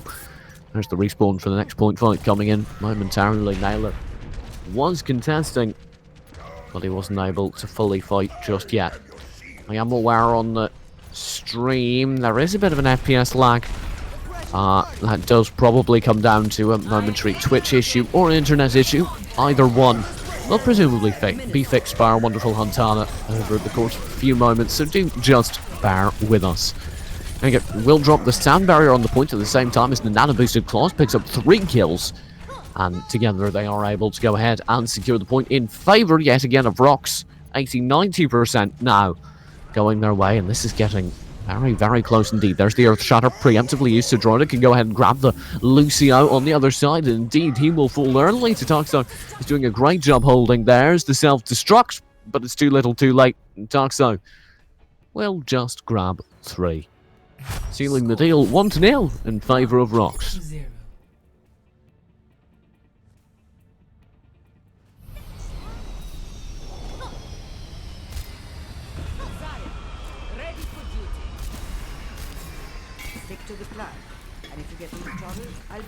And I do believe the stream has evened out at this point. And we should be good. Enough waiting around, let's get out there. Yeah, I do apologise for that. However, not only as just the caster, I have no clue what happened, but looking at it, I'd assume that it was either an internet issue or a Twitch issue. It looks like we're having some issues with the packets getting to the servers, and either way, there's not much we can do about it apart from wait it out. So, we'll be hopefully all good now and returning to some awesome Overwatch. We do have Claws holding the front line. He's actually going to be bionic grenade. That could be terrible. He's got no HP. He's waiting for that health kit, and he will pick it up as soon as the effects of that grenade fade. And he's able, off the back of that clever play, to go ahead and pick up 3 quick kills. Darkstone chiming in for another nailer for a 4th. Freed cleans up the team kill, and just like that, it will be Rocks yet again locking down an early point. 2%, 3% in their favour.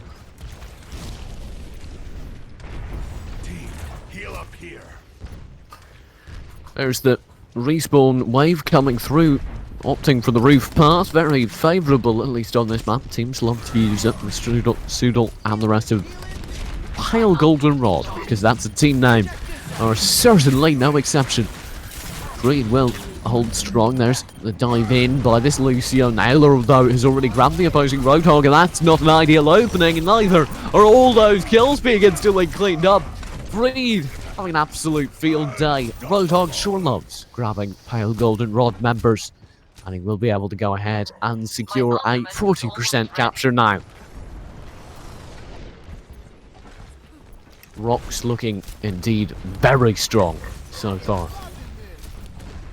Drodo will be the lead for his sides as he goes ahead and dives onto the point. He's been joined by the rest of his team now. Taxo, sorry, will be out around the corner and begin to contest. Nailer chiming in as well. Freed for more. And just like that, there's only 2 players remaining, and they're so split up. It's almost not worth mentioning. This is definitely not looking ideal now for PGR, as perhaps they tilt. Team coordination crumbling as Rocks picks up what looks to be their second point now at 70%. 25.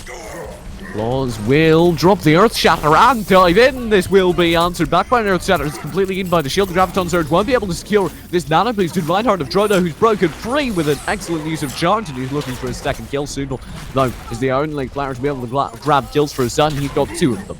He will now chime in for a 3rd, and this might be the point flip, is it? Does do so, and we have a complete capture now for PGR. English over on that Lucio will pull back, but oh no, the chain finds him, and he gets yanked all the way back in. Soodle, star player here. Roadhogs making a dent.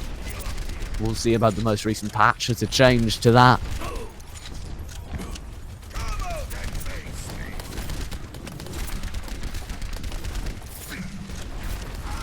There's the contest now. That will be pressure coming in. There's the Graviton Surge, though, deployed onto Rocks, and now not enjoying it one bit as Soodle and Drodo both grab one shoot, chiming in for another, and Soodle is still on a rampage, still unstoppable, and still having a field day. That will be 94% now in their favour. Nailer's the only player who could possibly hope to peak and contest, and he's so far back around the corner, he's just going to have to fall back and wait for the rest of his team to respawn.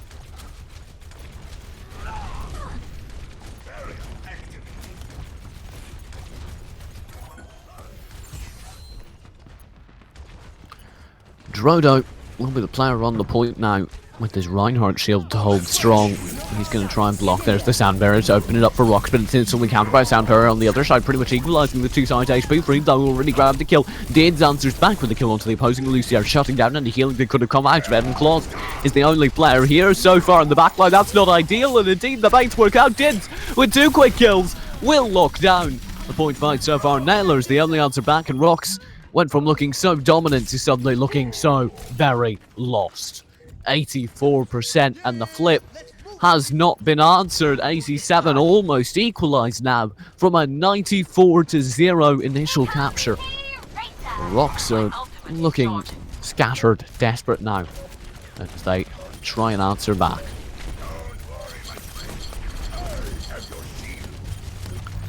Will be overtime now in effect. 99% against Rocks, and they need to get this point capturing.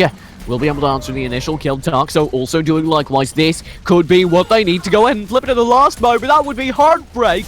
But so far, it's looking that way as Inga grabs another one. It's all down to Dids. And he has no hope. The nano boost rolls through for Naylor, and he has a field day. I believe he also pumped the attack visor at that time.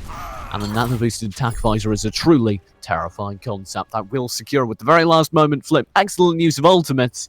Like 2-0 lead now for Rox. 2-0.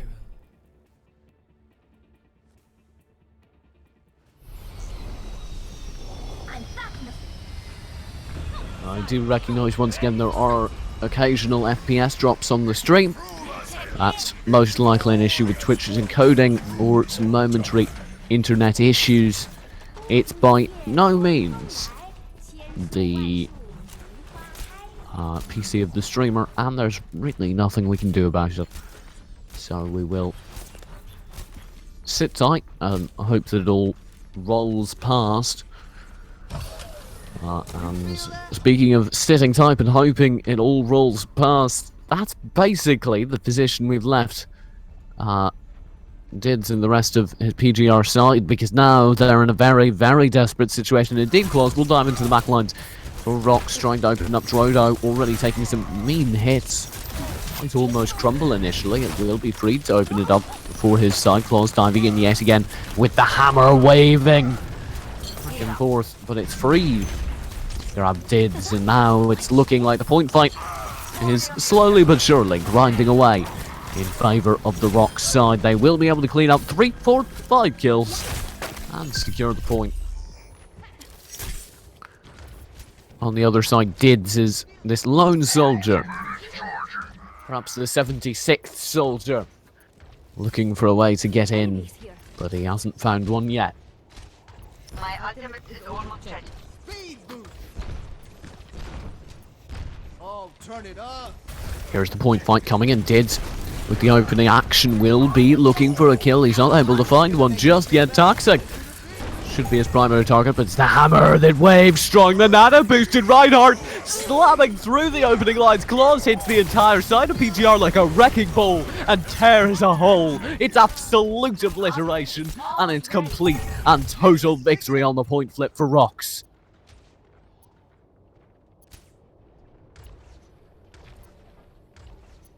Oh, look at this pre-fire from Toxo. Quite like that.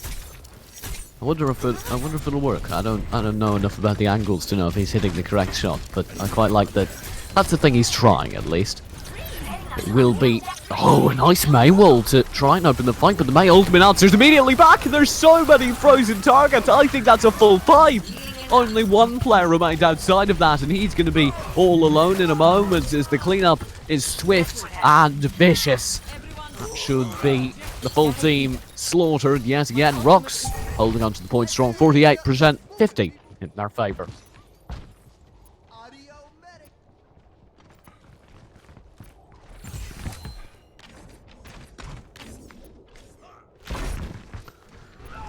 On board Shu now as the Lucio is presumably going to be the lead for this next point fight. He's going to dive on in and have to worry about quite a few opponents right off the bat. That Graviton Sturge, though, that could be huge, and indeed it looks it as Draft instantly falls. Claus, once again, perfect timing as always, and perfect slaughter as always. Rox still holding strong with the excellent coordination I've now come to associate with their size, and they're at 85% and showing no signs of losing the capture point yet. One of the things that I think they're doing quite well is they really do know when to fall off. They really do know when they're not going to win the team fight, and they should just back off for a second, recommit later. There is the Soundbearer going down to go and distribute a nice amount of HP amongst everyone. Rox cleaning up map 1 and will be leading 1-0 on the set. Play of the match. Let's drop the beat. Oh, let's break it down. This is quite nice from Toxo over on Diva, and it will be a solid play of the game for him. However, So the PGR needs to go ahead and pick something up, change something, do something special. Because thus far, it's been lacking in terms of coordination, in terms of hero plays. We're going to be right back with map 2 of this best of 3 in just a few moments. Hopefully PGR will be able to answer back. Don't go anywhere. We've got the rest of the Coil Weekly Overdrive number 14 coming your way in just a few moments.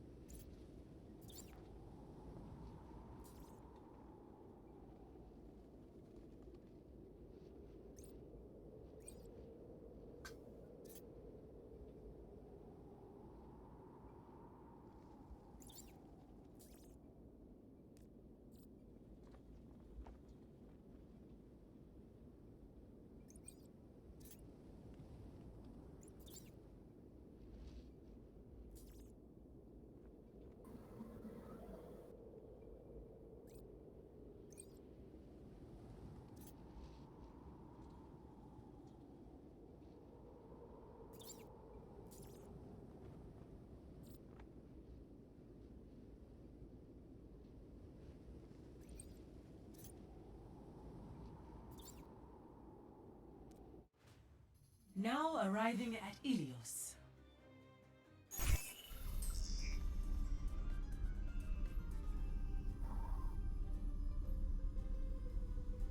Ladies and gentlemen, welcome back. We are back into the Coil Overdrive number 14, map number 2 of this best of 3, and so far it's been rocks all the way, all day. Now Toxo and the rest of the rock side over on blue will be hoping to maintain that lead for a quick 2-0 in the series, but on Ilios, yes, another capture point map. PGR, or Pale Golden Rod, because that's a team name, are looking to find something they didn't on the last. I actually love this map. It is one of the most beautiful FPS maps ever, and its combat I just find intensely fun, but I will accept it. I know nothing.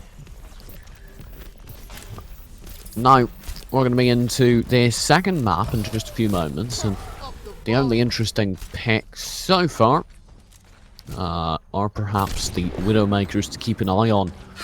Dids facing off against Naylor. Oh, Dids already opening it up with an excellent shot.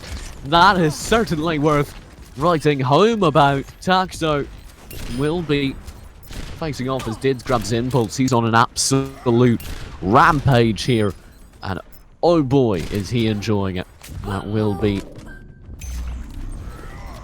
Dids finally falling on the point. Meanwhile, there is a bit of a team fight going either way. It looks like the capture is going in favour of PGR for the first time this game. I've said that sentence at the beginning of a round, and Soodle will clean up Flaws and Enga. And just like that, we do have Naylor and Co kept off the point. No forward pressure to speak of just yet, but 8% capture is more than enough. And Sebastian H and Dids will be the two players to hold back. I'm on board Dids because he had an excellent shot at the beginning, and I believe he can hit more. No, there's another excellent one to pick up Freed with the aid of his team. And he's just got to face off against this opposing Widow. Now he will pull down and continue playing off with the rest of his team. Claus will be his primary target. Whole Hog on the point to secure anything that matters, and Soodle will be able to clean up with Shu and maintain the point capture. No flip happening just yet. 34% now in favour of PGR. Rocks definitely facing a little bit more resistance than perhaps they expected after that first map. Roadhog teaming up with the Roadhog hooks. Roadhog hook right into Reinhardt charge. You go one way, then you go the other. You have no control over any of it. Not really fun, maybe, but definitely enjoyable to watch.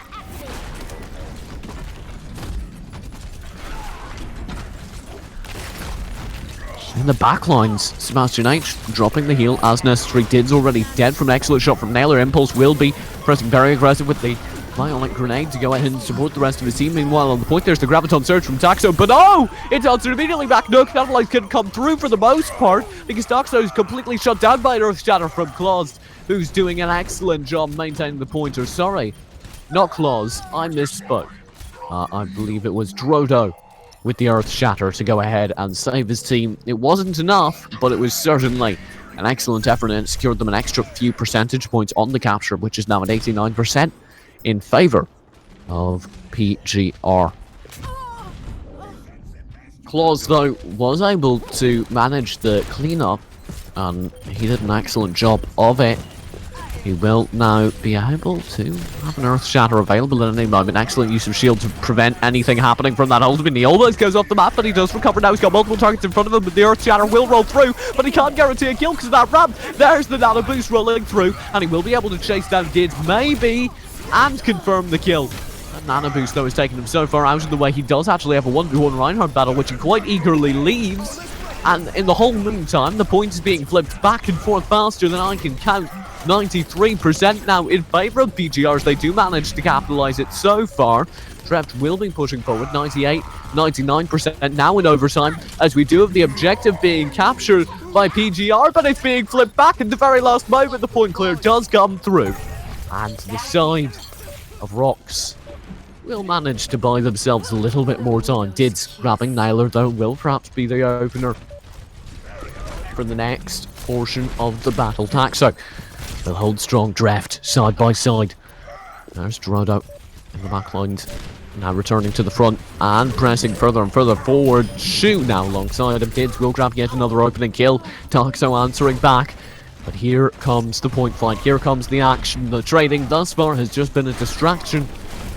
Will be Drodo opening it up. Shield, Nano Boost going in. This will be absolute obliteration. This is completely cancelled out by an Earth Shatter. There is Taxo grabbing a kill for free in the backlines with his self-destruct. Naylor picking up another, and that is absolutely savage on the point hold by Rocks. That was never even close.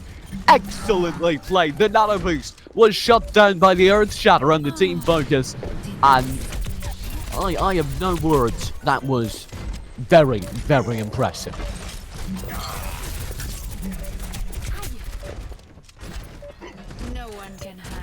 Freed onto Drodo, and now on Sebastian H. Very, very well done. Drift will drift in alongside Shu, and he's been joined by Claus from the other side, hoping to secure this overtime. 99% for both sides. There's the self-destruct on the point. It grabs no one. And Freed definitely grabbed someone as the rest of the kills roll through. Rocks with the come from behind victory for the first point in this capture map. Score 1-0.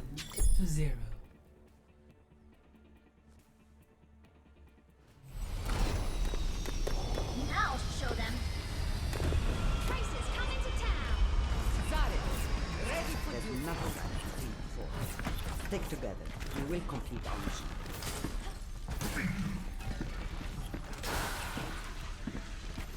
We shall prove ourselves in glorious 1-0 currently in both map score and series score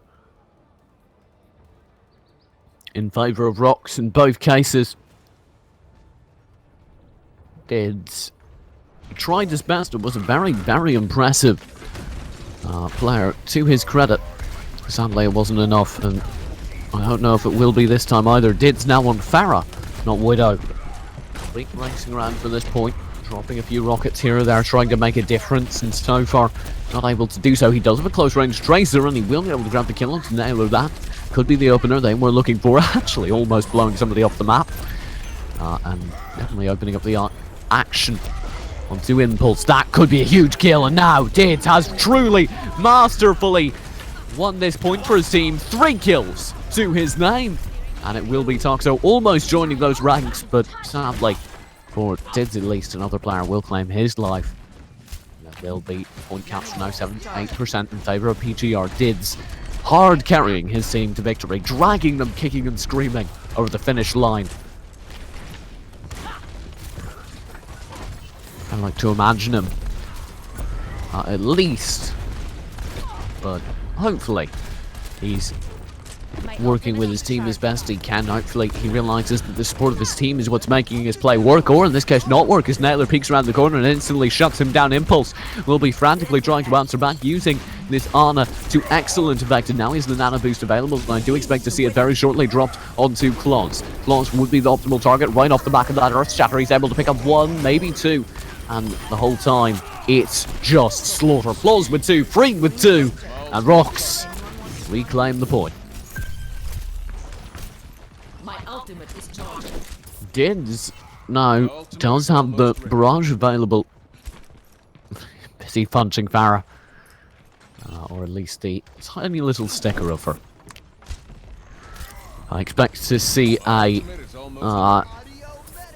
Graviton Surge combo or something of the like. We do not have the capability for that, actually. Maybe an Earth Shatter to set up the barrage. It's not terribly useful, but out to set up Naylor yet again. Early kill, and Drift will be pulled in by Freed. Freed with three now, absolutely tearing up the opposition. Freed's going insane with a quad kill, and make that almost 5 kills to his name. This man is a legend, and this man is absolutely standing out over on Rocks as they claim 40-50% now in their favour, about to equalise against the early lead to PGR.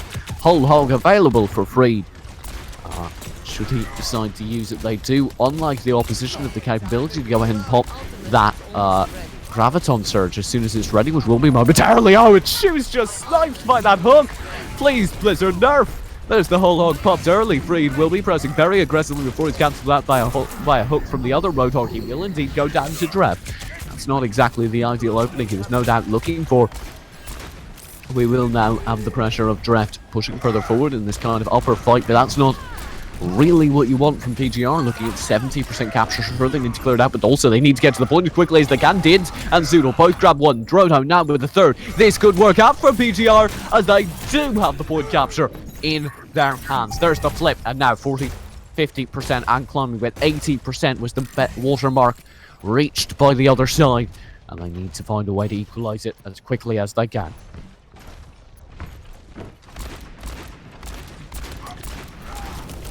Now, I'm begging Dids and Co not to overpeak here. This is what's happened the last few team fights. They've spread out and they've been picked up by the DPS characters over on the other side. Drodo's actually the player to go and do that this time as he picks up the opposing Roadhog. There is, what could be disastrous though. The barrage is completely shut down. Graviton Surge is huge. Naylor grabs one. Zoodle though with 3 in return. There's the whole hog to buy so much time and space for the side of PGR. That could be huge for his team. Naylor all alone in making an impact. The flashbang, and 2 kills to his name actually, followed by an excellent Tracer diving into the back line, trying to do what little she can. Naylor's still doing an excellent job bobbing and weaving and getting the odd picks, and that will be indeed the overtime secured as we see a last second dive by Doctor, and he's going to be holding strong. Shoot, and Drodo will try and answer back. Drodo though not in his ideal situation. There's the team though rising up behind him to carry him particularly Zoodle, who like I said has been standing out all point long. There's the overtime ticking down, and finally, and I think for the first time in this match, there's a point in favour of PGR. Score 1-1.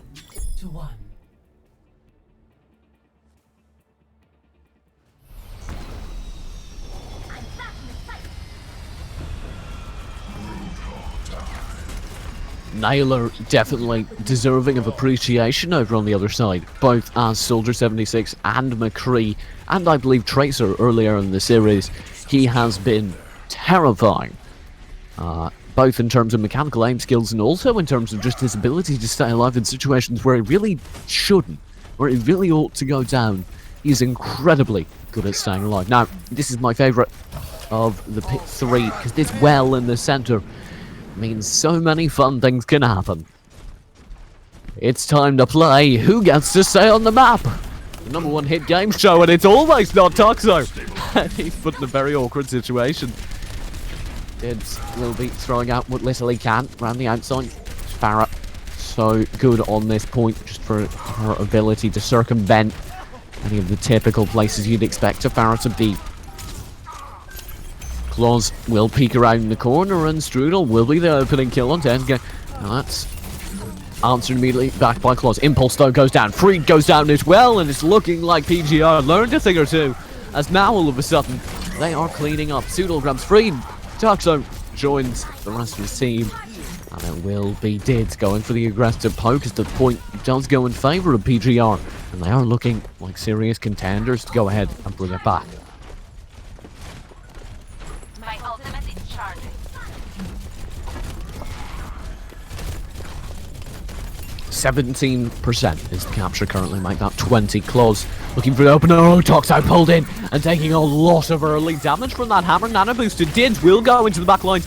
I don't believe he has ultimate, but it doesn't matter. He still gets one kill in his favour, and he's looking for more. Freed is able to shut down Shu, but it's not nearly enough because Dids is still alive and well, and still helping his team press very aggressively forward into the winding streets of Ilios, as they are now at 40, almost 50%. Freed finally able to shut down Dids. That might be the opener that you're looking for. If Dids gets a little bit less aggressive than maybe this team, PGR stops being able to lock down the point so tremendously. I've got you in my Now Freed off the map will go all the way down. Pseudo pulling him to his doom. Naylor answering back with the nano boost. He's been so skilled, but he's not able to get anything really. Just the mech, I believe. Claus will join the pit as he falls down. Pseudo having excellent effect with that hook so far. Toxo will be able to answer back and shut down Strudel, but it might not be enough to break the hold PGR has on this point, and it's all down to this tag team over here on the top side of the map. Tyler peeking around. There's the self-destruct rolling into the backlines. Drono will eat it with a shield and return it to the battle, as he now throws out a flame strike and move back into this close range battle. So definitely overextending. Claws going into the pit, and as well, PGR aren't being pressed too hard right now.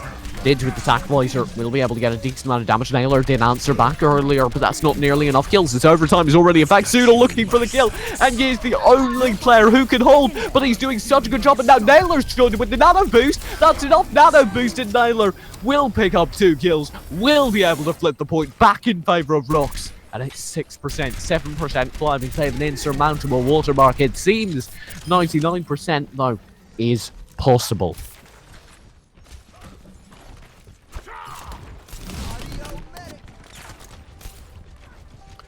Now, the aggression was shut down. Rock's not really able to establish much of a presence in the front line. Only Toxo basically going for it, and he was very quickly pushed back.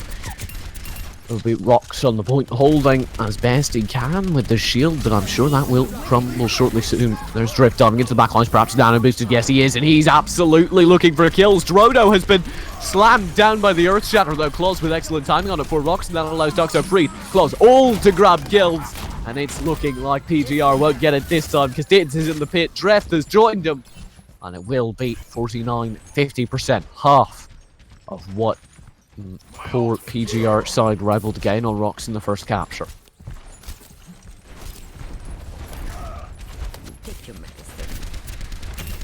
Claus further and further back will be looking for a way to get in.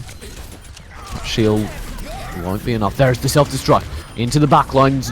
1 kill going. Frodo falling to Toxo. An arcing shot. Freed champing him as well. Naylor able to get Sudal. Sudal did grab Impulse, but that's not nearly enough. And Drift goes down into the pit. Shu will join him. I'm a man on a mission. The kill is secured actually by Freed. That's 83%, 84%, and climbing. The final team fight does approach. And it comes down to this last mosh pit. My ultimate is charging. Here's the push. Sudal looking around the outside. Claus, his primary target. Drift pushing in. Claus will be very low, and oh, into the pit! That could be a huge opening pit. Sudal joins, and it will be Naylor as the only answer back, and Drodo actually joins the pit as well. That's not ideal. Contesting the point, sure, but coming down a few players is PGR. Drift forced out of his mech suit. Toxo will join that situation though, so it's not entirely one-sided. Toxo actually, oh, Naylor with 2! Make that 3! Naylor with huge plays to try and shut down the point. That could be huge. That could be the game right there, actually. And we will see that happen, as it's now 2-1 in favour of the Rock's side. Oh, time to accelerate.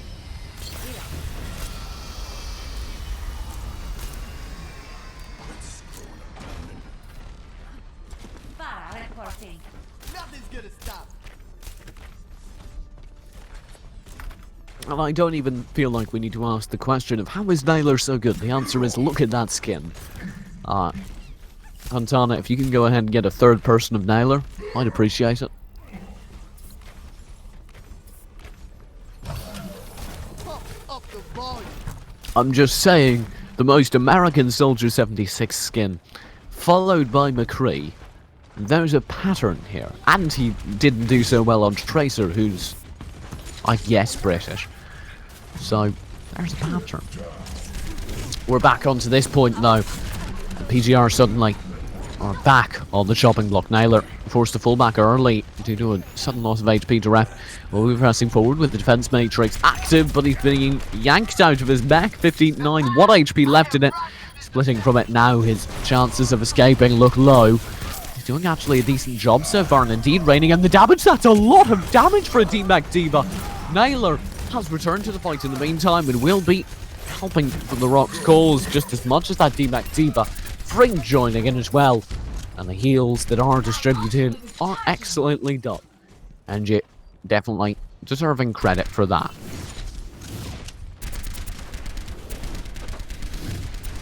Naylor at a distance, spraying frantically through the shield, looking for something to pick up. Oh, excellent spray. Only 1 or 2 body shots in an otherwise perfect headshot spray. Type of tight aim that is so very exciting to see on top players. And he's indeed able to shoot into a massive enemies and claim 1 or 2 more kills before Daxo chimes in as well. It will be Sebastian H next on the chopping block, and oh, that the coverage here from Naylor is what's impressing me, because he's just hanging back from this rooftop over here where he can see into 3 different buildings, 3 different choke points, and he doesn't even really have to aim because of the angles he's choosing. Oh, and an excellent rocket jump! Oh, I'm so proud of him. And now he can just lane in whatever he likes, although his headshots have disappeared rather.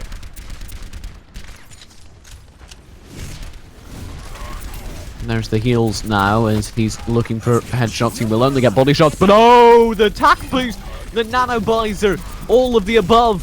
It's all working out. The attack boost nano visor, because that's a thing. It's worked out for him rather well, whatever it was. It will be his team to pick up all the kills necessary to now reach 80%.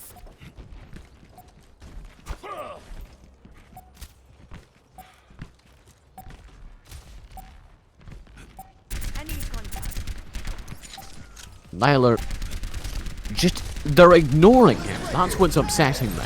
They're not even attempting to fight Naylor.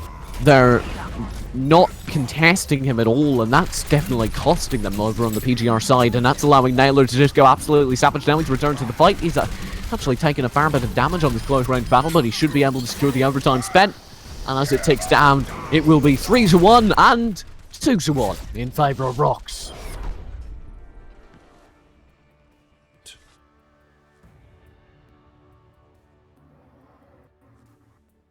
Play of the match.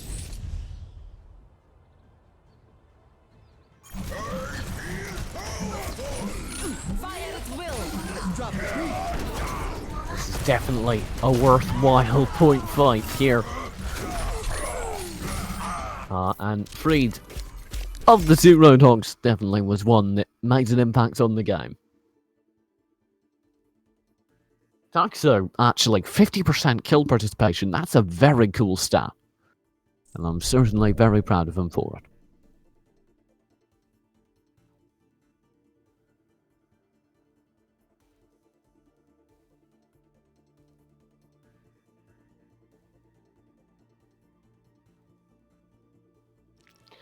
Well, we're going to get right back.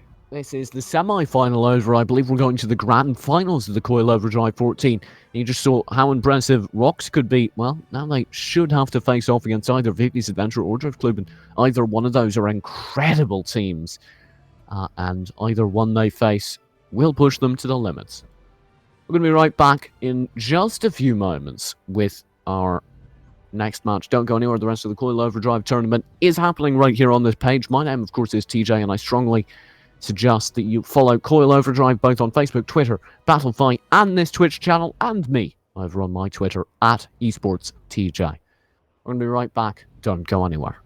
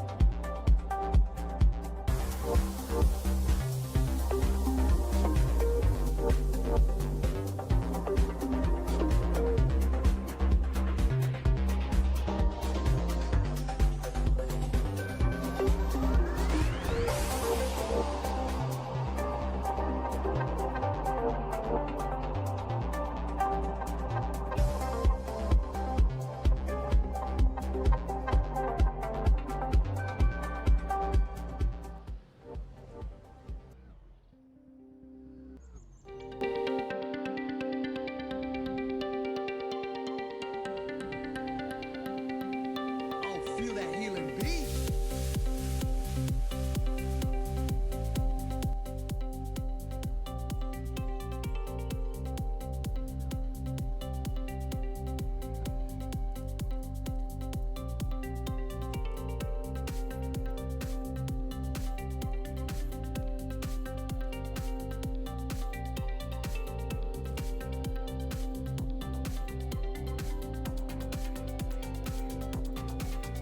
Time to change it up.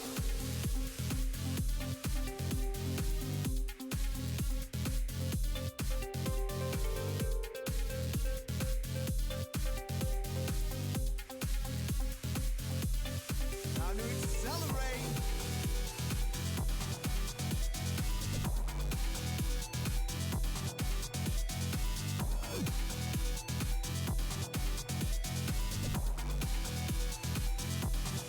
Oh, turn it up.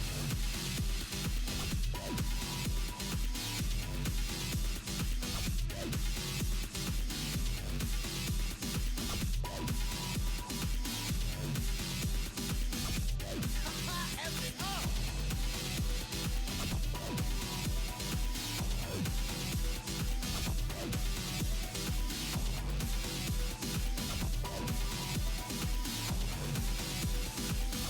Woo, time to change it up.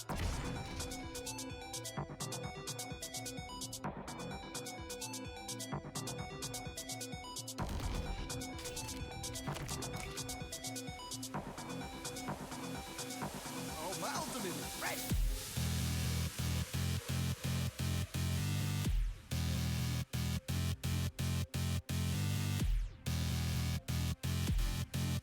All right, in 5, 4, 3, 2, 1.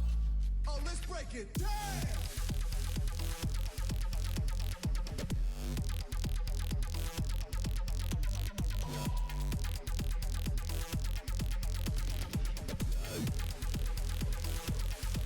Move to the beat.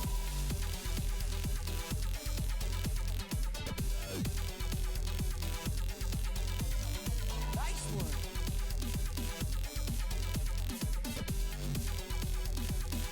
Oh, time to change it up.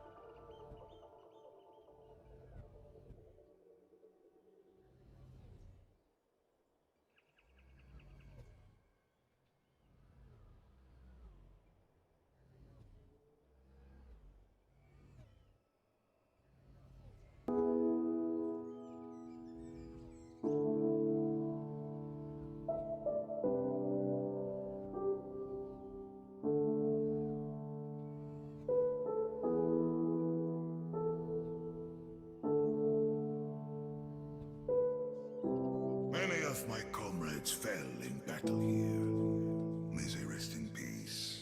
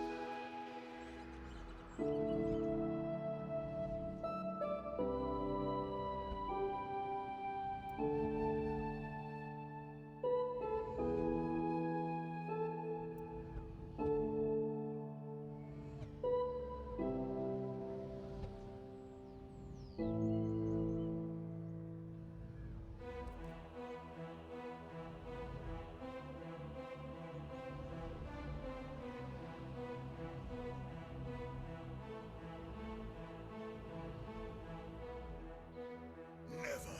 I will fight to my last breath. Are you afraid to face me? Listen, I slay dragons.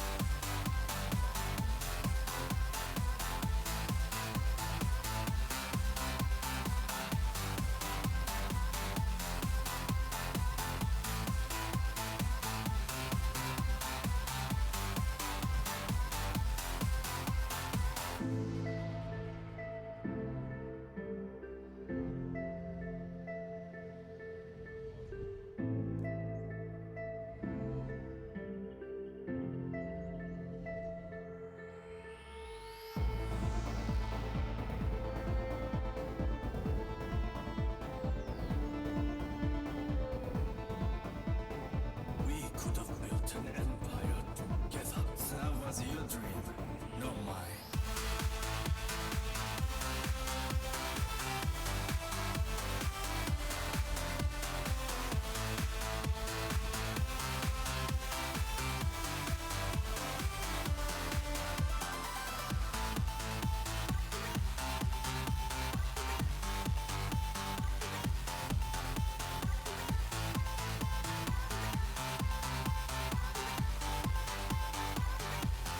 Oh, let's break it. Hey!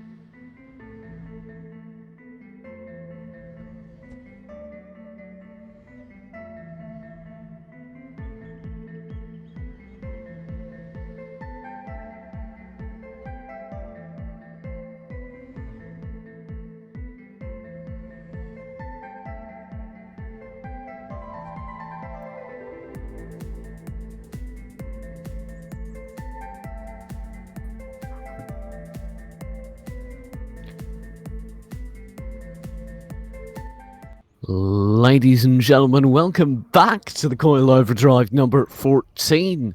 My name is still TJ, and we are getting into the grand finals between, of course, Vivi's Magical Adventure, or just Vivi's Adventure, but I like to add the magical, because they've had a magical run to the grand finals, narrowly beating out Drift Kluben to do so.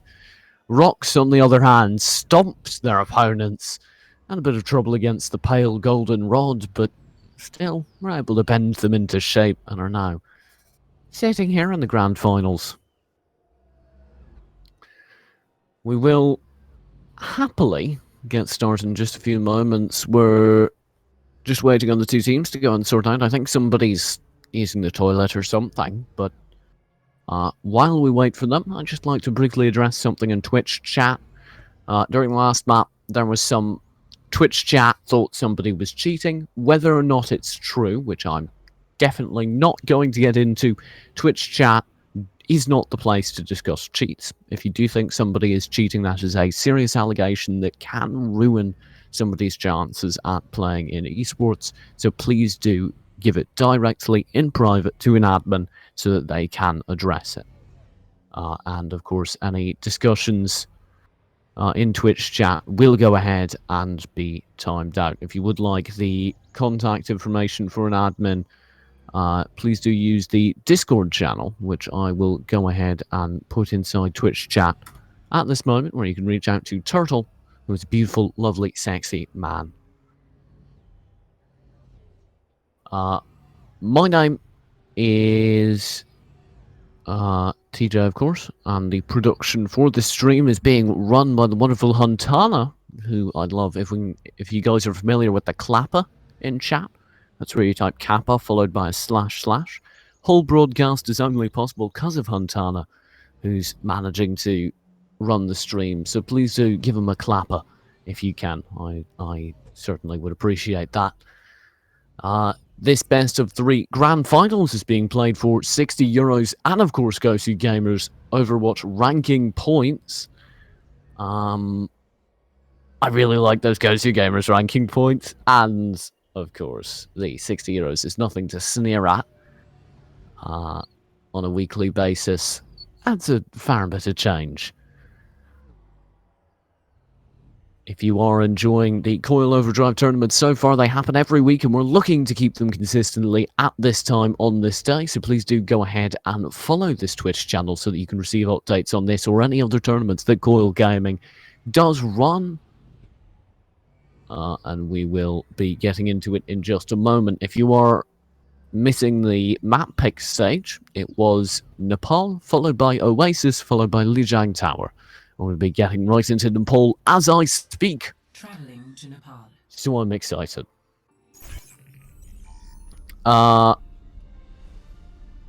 Nepal will be our first map here, followed by Oasis, which I am personally way more excited for. I just finally managed to get into a good map of Oasis the other day. The first few times I didn't really understand it. And then I really got into it and understood it for the first time, and it was a wide open map full of beautiful things, and of course a jump pad. All of which were a fantastic experience. I got trashed though, because I'm not very good at the game. But hey, that's why I talk about it, and I don't play in it. We do have the picks for the first point coming through. Surely not a Torbjorn. Surely not a Torbjorn. Over on Vivi's adventure. And indeed, Zekor will be swapping off of it. Thank God. I was worried for a moment there. On the other side, we do have Impulse Claws, Nailer, Engie, Taxo, and Freed, of course.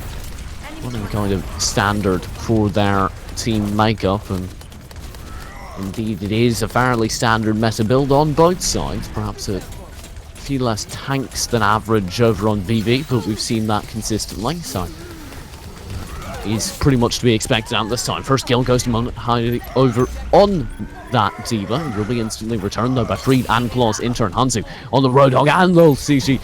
Excellent chase, and that's all down to Nailer now with one kill, sure, but the follow-ups aren't coming through for him.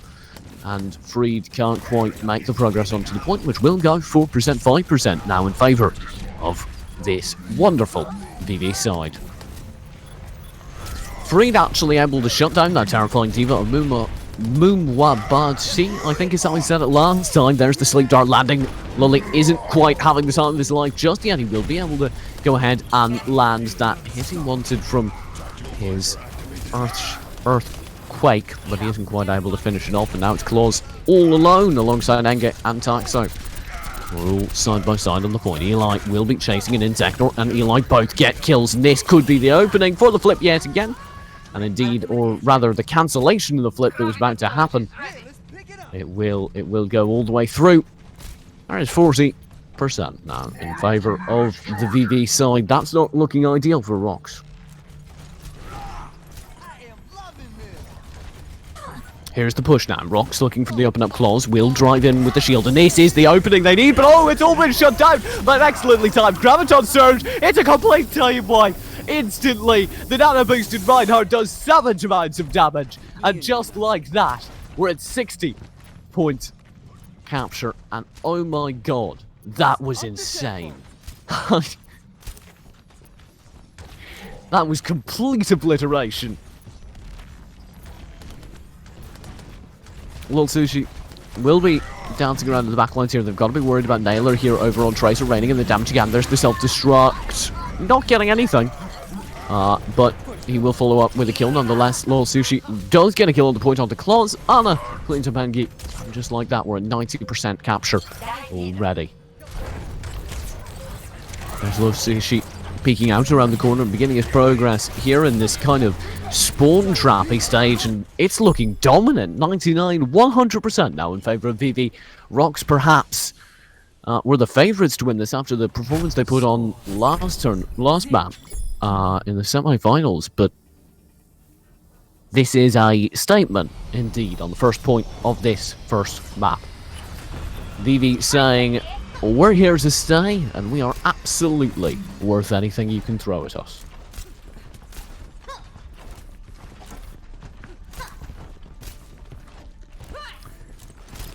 Now, getting into the second point, I'll be interested to see if there are any comp changes over on Rox. Indeed, there don't appear to be any. They're sticking with what didn't work.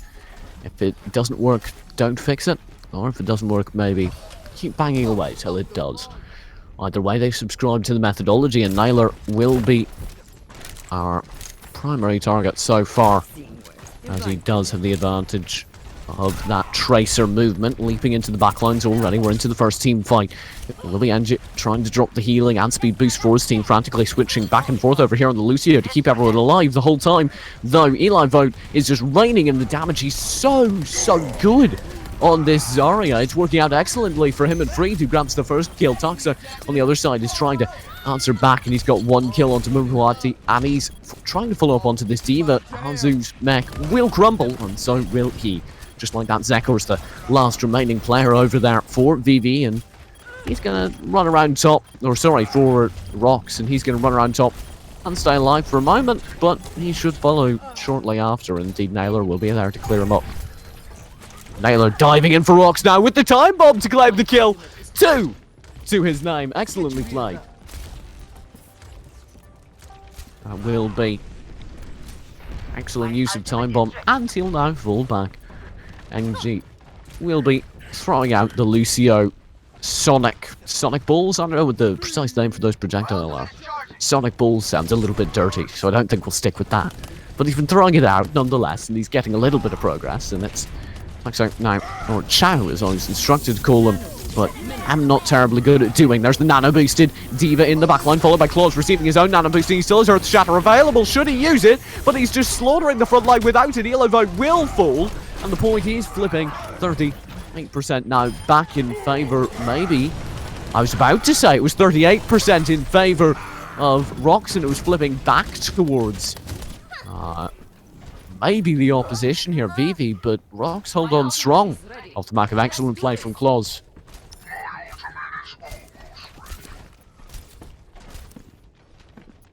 Now, Claus just chilling with the shield in the front lines, as I guess he's apt to do over on Reinhardt and Naylor. Will be poking in the front lines, will be falling further and further back around the corner, but he's got so many opponents right behind him as well. This isn't an ideal situation for him at all, but he does have the Graviton Surge available. He will go ahead and drop it. There's a self-destruct in the backlines. Henry will grab one. The kills are all rolling through.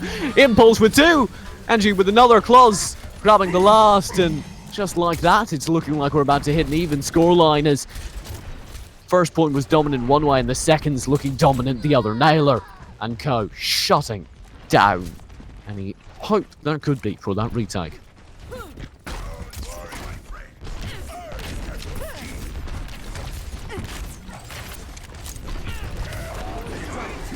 There is the hit on the point. Lord Sushi will drift around the back lines, but he's unable to connect. And at least in my POV, I'm seeing him being slaughtered by Claus.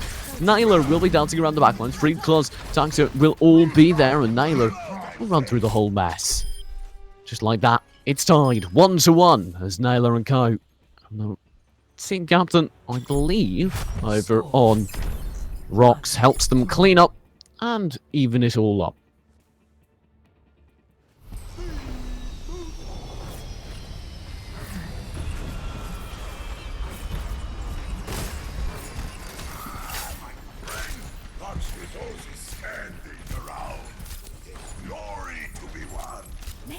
Very, very good game so far, and I will be interested to see as we get on to this next point.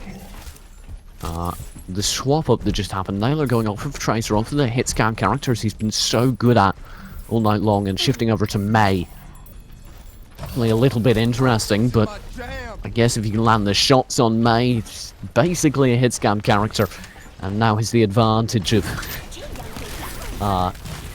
that freeze, which is so powerful, the ice wall, which can be so positionally potent, and already right off the bat, actually, this isn't looking too good for Rocks at all. Henzu on his own, Mei will be answering back in spades. There's the ice wall. Zector with 2 onto Impulse and Taxa, and just like that, the cleanup's underway. Anagon and Zector both answer back, sure. Mubwai actually grabs Naylor, and it's all down to NJ. He goes down as well, and there's the capture point going in favour of VV. Now, flips their way, and they're going to start this aggressive push to go ahead and peek around the corner. I've seen worse. You're going to live. People are asking me to control the camera. I don't control the camera. I don't have the stream. It's all run by Huntana, who's the wonderful man behind the scenes. I cannot answer your prayers. Lord Sushi will be holding the front lines here. It's a Reinhardt battle so far on the bridge. And Lil Sushi is Gandalf. You shall not pass, but no, he's fallen down into the deep. Ilavite gets shut down by Freed, who's definitely been a force for good or evil, depending on your perspective, this game as he continues to tear up the match. There's the nano boost being dealt out to a Roadhog, and the male on point does indeed allow some grab. There's the whole hog going out from Mudboy, and he's doing insane amounts of damage. The Maywall tries to stop him, but you cannot stop a man like that with a simple Maywall. He goes over the top and continues unchained. That will be the point. Now 55% in favour now for Vivi.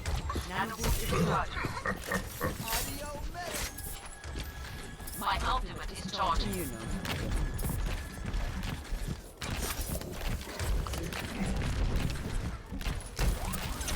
There's the ice wall underway. It will be the May. Ultimate dropped, and the Graviton Surge doesn't grab anything. This isn't ideal at all, because Claws and Freak have all grabbed kills, and the point is flipping now back in favour. Will be a decent hold so far, I'd say, as Hector's doing some shenanigans behind the May wall, but it's not long term, and Claws rolls through. There we go. Point hold flipped. 89%. Aided by the shenanigans behind the May wall, perhaps from Hector, and I believe that's... Oh, I don't know who was on May, so they just swapped off. Ah, well. Whoever was on May. They were doing some nice stalling tactics that did get them a couple extra percent. And that does allow them to get ever further. I think it must have been Henzu. Now the point hold actually in danger of flipping immediately back at only 20%, but there's the ultimate on the point. That could be huge. That could be Naylor helping his team grab several kills, but the fight continues past it. Naylor only grabs one, Freed grabs another, but Taxo does chime in. Sector falls, and now you have the full back. It needs to be a quick retreat over here on the VV side as they're losing player after player and just being slaughtered. That will be indeed a suicide in the end. Commit Sudoku so that you may respawn with your team.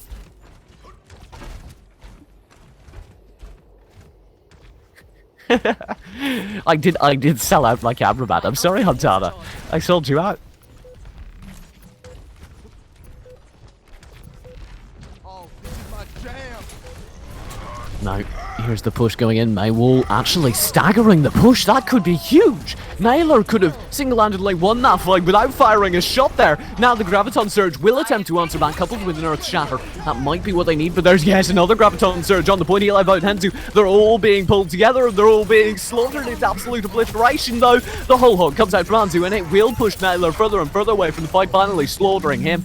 And the return to the action is all too late, because now you have a D-Mech Diva trying to hold on desperately. Henzu, though, does run around the back and actually separate one individual player to go and secure the kill, and the respawns come in. 90% sure, maybe in favour of Rocks, but is that enough? You have Freed coming in with his whole hog. He thinks it's enough, but a Reinhardt shield eating the majority of the damage. Now the Zarya will come in. Eli Vogt, having eaten a lot of those whole hog bullets, has a fully charged gun. There's the nano boost. It could be huge, though. Nano boost coupled with a May ultimate on the point. Naylor and co stepping up for his team. Claws will come in to secure kills, and Taxo rolls through on Tracer just like that. The overtime is ticking down. Taxo grabbing yes another, and it should be 2-1 in favour of Rocks.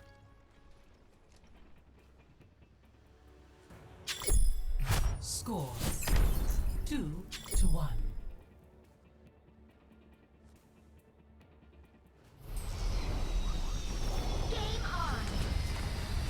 Zarya, ready for duty. Alright, game face on.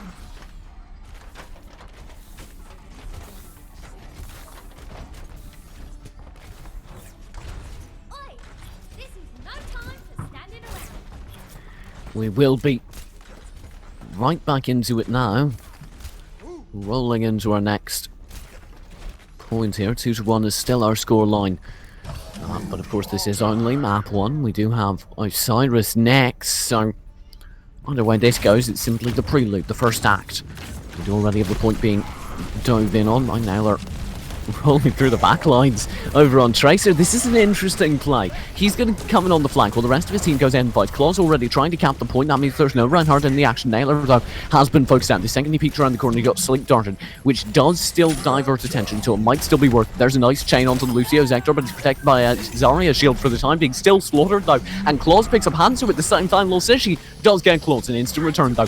This could still go either way as the trades have been even so far. The point fight underway. The Reinhardt shield eating a lot of the damage that could have come out from Toxo. Meanwhile, inside the building, you've got a Lucio of Zector, or sorry, Enoch dancing back and forth while Freed tries to stay alive. Freed will fall to Eli, but Toxo answers back, but Naylor is the one finally chiming in and getting kills alongside Toxo. They're rolling through the point and able to stall the capture for the time being. Zector trying to shove Claws off the map will be unsuccessful, and indeed Zector will have to commit seppuku as the rest of his team has fallen, and now it's 25% in favour. My ultimate is almost ready.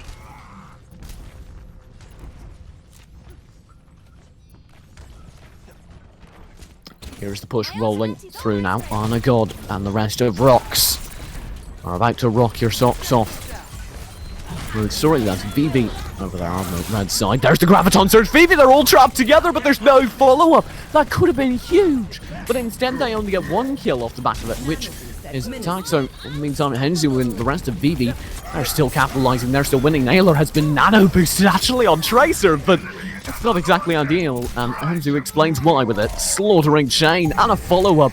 Double kill with Whole Hog. He's going to come out and power wash the enemy team. I think it's the nicest way to put it. 60% capture for Rox, and now it's been flipped for Vivi, climbing at 10%. Nano boost is ready to deploy.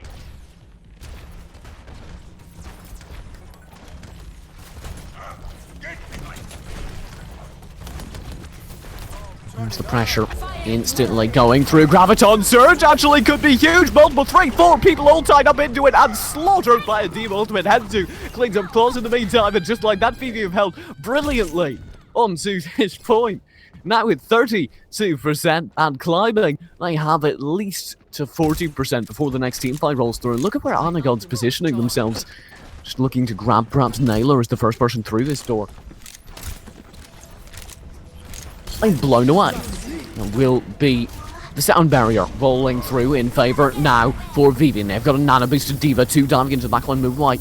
Just absolutely dominating here and following it up with a defense matrix fall back. That's what you need, just to poke the pressure, and then everyone falls back safe to fight another day. And it looks like our capture percentages will be equalised. That's at 63% and climbing past now. The majority lead going the way of VV. No kills on this next team fight though, but I suspect it will decide the majority of the rest of the game. As Moonblight leads the action now, Soundbearer going against them, followed by a nicely shielded Reinhardt. Earth Shatter, Naylor rolled through. There's the Earth Shatter in return! Freed, though, had the whole hog and he was unaffected. He and Naylor both grabbing kills. Hendu falls off the map, and it's just absolute obliteration now in return for Rox, as they are able to shut down the point and flip it in their favour. 62%. 88% is the high watermark set by Rox, or sorry, set by Vivi, and Rox are now eagerly awaiting their chance to go ahead and equalise it yet again.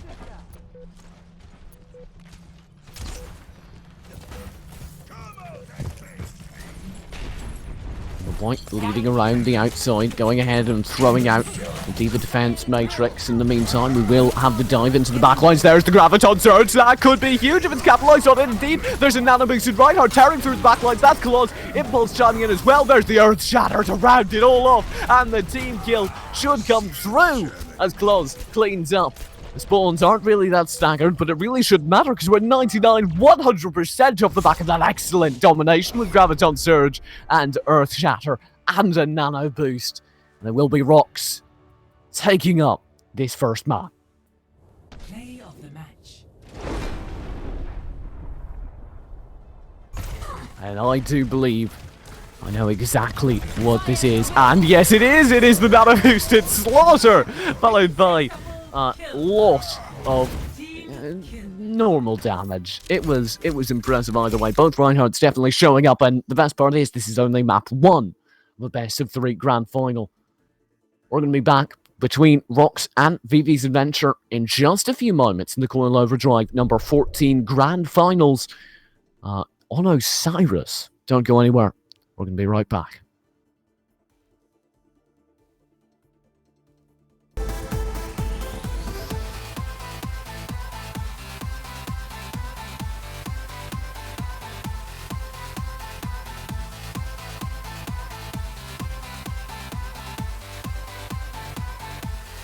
Oh, let's break it.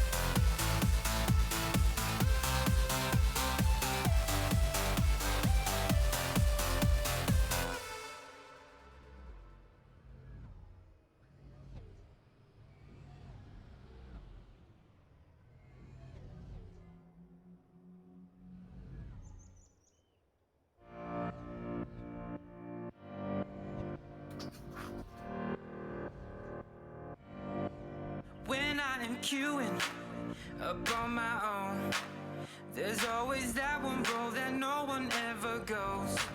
Cause CPSing is all they know, while the game screen is reading no support heroes. When it starts raining barrel rockets, who'll be there to drop the beat? And if the team's Wi-Fi and OT, who'll bring them back? Ooh, it's hard to win a game without to lose to yours and Yada Mercy.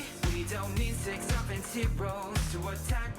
And during the fights, when your HP's low, won't let you die, cause I'll always be close. When we grew, protect me from the foes. In the back end, open up my team when I get the chance. And if you mess up, I'll rest for a second chance. Come on, hit you with that stream of blue, get your damage enhanced. If your health bar needs a boost, then just ask, man. I can't stop the healing. That's a plan. Can't stop the healing. That's a plan. Come on. Ooh, it's something magical to get play of the game and all these gold medals. If no one's supported, then we get boned. Who else is gonna keep or take on that payload? Cause I always wait before I lock in to find they've chosen 5 Genjis. Without me, you'll be pretty thirsty for health packs. Ooh, it's hard to win a game without to lose to yours and Yada Mercy. We don't need 6 offense heroes to attack. And during the fights, when your HP's low, won't let you die, cause I'll always be close. Welcome to Oasis.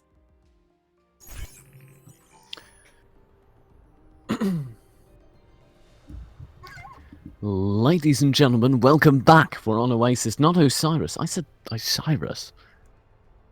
You know, things go through your head, but it's Oasis. Yet another Egyptian-themed map, I suppose. We have a couple of those. However, this one is brand new, and, at least in my opinion, absolutely spectacular. I love playing on it, at least the little bit I've gotten to play on it so far. And we will be rounding up it as the second map in this best of 3 grand finals for the Coil Overdrive weekly number 14. Right here on twitch.tv/coil_gaming. My name is TJ. Production is, of course, run by the wonderful Huntana, if you'd like to find me anywhere. But here you can do so over on Twitter @esportstj. And you can, of course, follow this Coil Overdrive Twitch channel, which I highly encourage you to do. Either way, this is the second map of the best of 3. First map went to Rocks in, let's just say, dominant fashion. Right now, Naylor, Claws, Freed, and Toxo making up the side of Rocks are over here on the blue side. Red side is, of course, VV. And we will see. The first 2 points over there on the first map were very close. Last one got a bit away from them at the very end, let's just say that. And it will be so far Naylor and Darkside holding strong. Pressure rolling through. No solid kills either way, and no definite capture point so far. It's almost like nobody quite knows how to play this capture point just yet. And I do believe it was picked by VV, so maybe they have a trick or two up their sleeve. Claus definitely will indicate that they don't have a good enough one as he goes in and gets the opening kill. But Luigi and Anna God both answer back. Claus will get two. Henzu, though, with another in return onto Claus. And now it's looking very, very possible if they can just shut down one or two players such as Toxout on the point. Maybe VV can have an early lead, and indeed that's what we're looking towards. It's Naylor on the point as Soldier. He won't be able to do enough. Eli Vogt dominating here, but Freed is back as this very, very skilled Genji, and he's going to be dancing around looking for ways to open it up. And yet again, the capture point has not gone either way yet. That's how insane this opening phase has been. We've got the EU Conga well and truly rolling, and neither side has been able to maintain enough control, particularly with NG and his dance moves here. How's he doing this? He's stayed alive here on the point for so long. The capture wasn't triggered at all. Now Toxo will be chained in and slaughtered, and finally, after a solid minute or two of, I would say, victory, we do have the capture point ticking away for VV.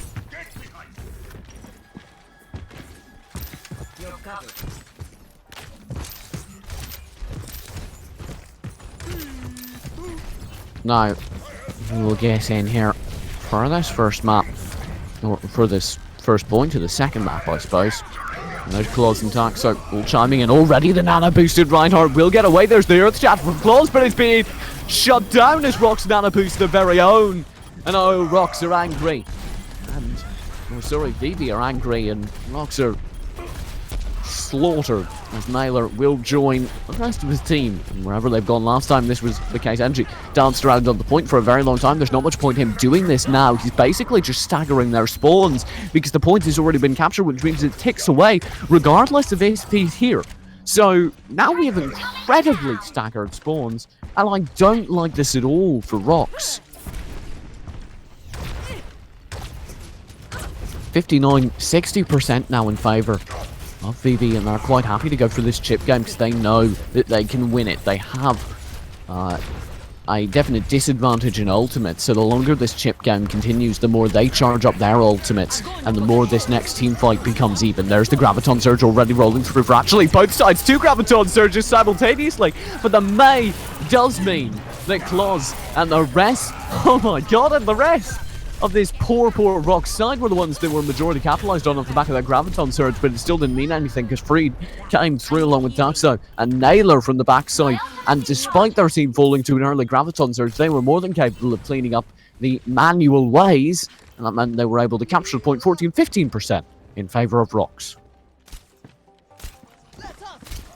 High watermark set by VV, sitting at 82% now. Point fight gets underway. Claus will be falling back. Freed though with 2 kills, and we've seen earlier how useful a Farah can be. Naylor is definitely being useful on his own as he is able to pick up 1 kill and follows it up with a very, very quick kill onto a second. That will be 35% now in favour of Naylor and the rest of Rockstock. So on the ground up top and trying out a bit of damage as he would like.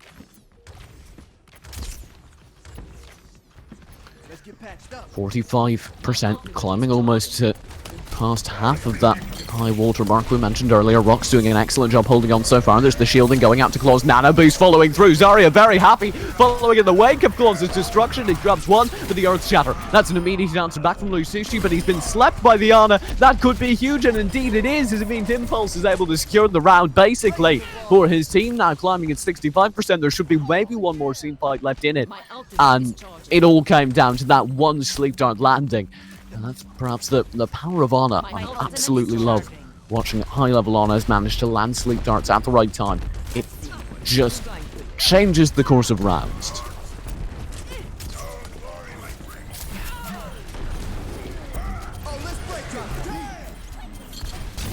There's that aggressive play by Claus. He's going to be healed in this meantime, and the Bionic Grenades do basically trade so far. The heals, though, are rapidly running out as VV get all the kills they need. This could be huge. It's all down to one Graviton Surge on the point, and it's about to run out as we do see White and Eli Vote dominate it back in favour of Roxon, despite what looks like a very, very dominant lead for Rox there. Vivi are now able to recapture it and run it all the way back. 101. As we get right into it, that will be overtime. Now, in effect, this is it. The very last moment, 99% for both teams. Henzu, Mumbai, they both grab kills. Claws on the point, does land an Earth Shatter, but Eli Vogt will stand back up and he's hungry for blood. Toxo didn't nearly get enough damage on him in the time being, and Claws will fall instantly back. Arnagod striking an easy kill, but Eli Vogt's off the map. Vivi, they are so close to victory. They have the majority of the players, but they're not able to finish off this diva of Toxo, who's going to be able to buy so much time with the defense matrix, even though he's so close to death. His mech will die first, meaning he has yet more time after the mech crumbles to dance around. There he goes, finally going down. Overtime, taking down an Impulse is inches away, and he's killed at the very last moment, inches away from rolling the overtime, and that will mean round 1 is complete. 1-0 in favour of, and yes, this might be a surprise, VV Gaming, or VV's Adventure. I'm used to everything being something gaming.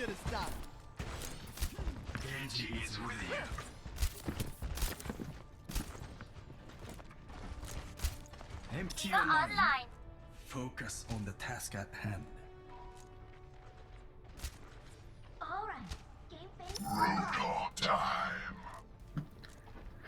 We're getting now into the second half. Well, could be the second half, could be the second quarter, depending on how long this game goes, of the map. We are onto the second point at least, and we'll be beginning to see the more unique components of this map. Here's the team fight happening around the jump.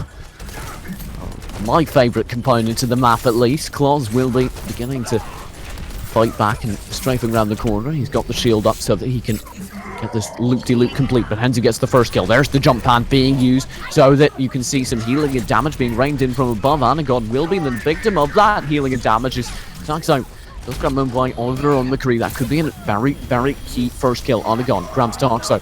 Claws grabs Lucy, and Anagod answers immediately back. He's been very good this round, but Claws will finally have something to say about him, pinning him to the wall and shutting him down. Henzu next in line will be able to keep himself alive there over on Junkrat, and Claws' HP isn't quite good enough. Eli Vogt chasing him back and should be able to guarantee the kill in just a few moments. Seeing the respawns are terribly staggered. Freed got a nano boost there, but there was absolutely nothing for him to shoot aside from Henzu, which might have been a massive miscalculation and mostly wasted ultimate, but he's still been able to clean up 1 or 2 more kills. 9% now in favour of this side. We will see Rox with a definite lead.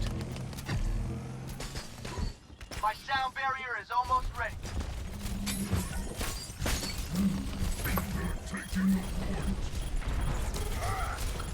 No, Toxo drops down. Claws diving into the backlines, missing everything, meaning that his Reinhardt charge is so far back, so isolated, and the instant that happens, Rox, they're screwed, because Eli Vogt and the rest of their side, they all focus in on the isolated Reinhardt. Now they can come back in with a definite man advantage. Focus down Toxo, and he's going to go down instantly.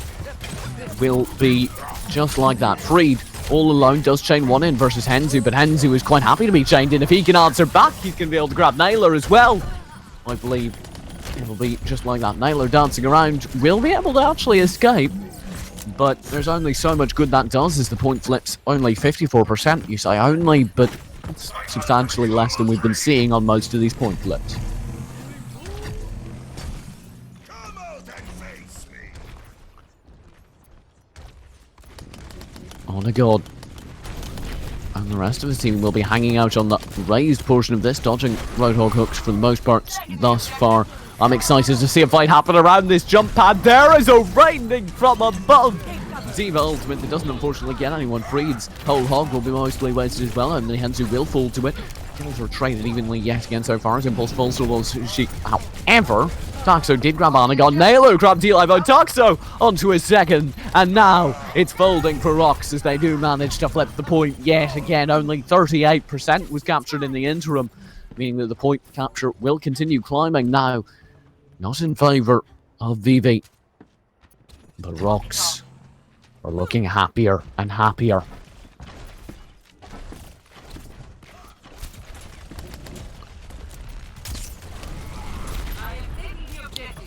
Nyler diving into the backlines, actually causing some significant harassment, but it's Claus who manages to drop the Earth Shatter. Isn't able to capitalize on it though, due to the amount of focus that came in that meantime. Oh, but he's nano boosted! He eliminates the opposing Tracer. He slept instantly off the nano boost, but he still managed to do an impressive amount of damage before he fell, and he will clean up his leftovers. That will be significant low HP on Claus, maybe, but he's still carrying hard, and Claus will be able to dominate Anagon, will be able to shut down this for his team, and that will be a tied up 1-1 scoreline on the map.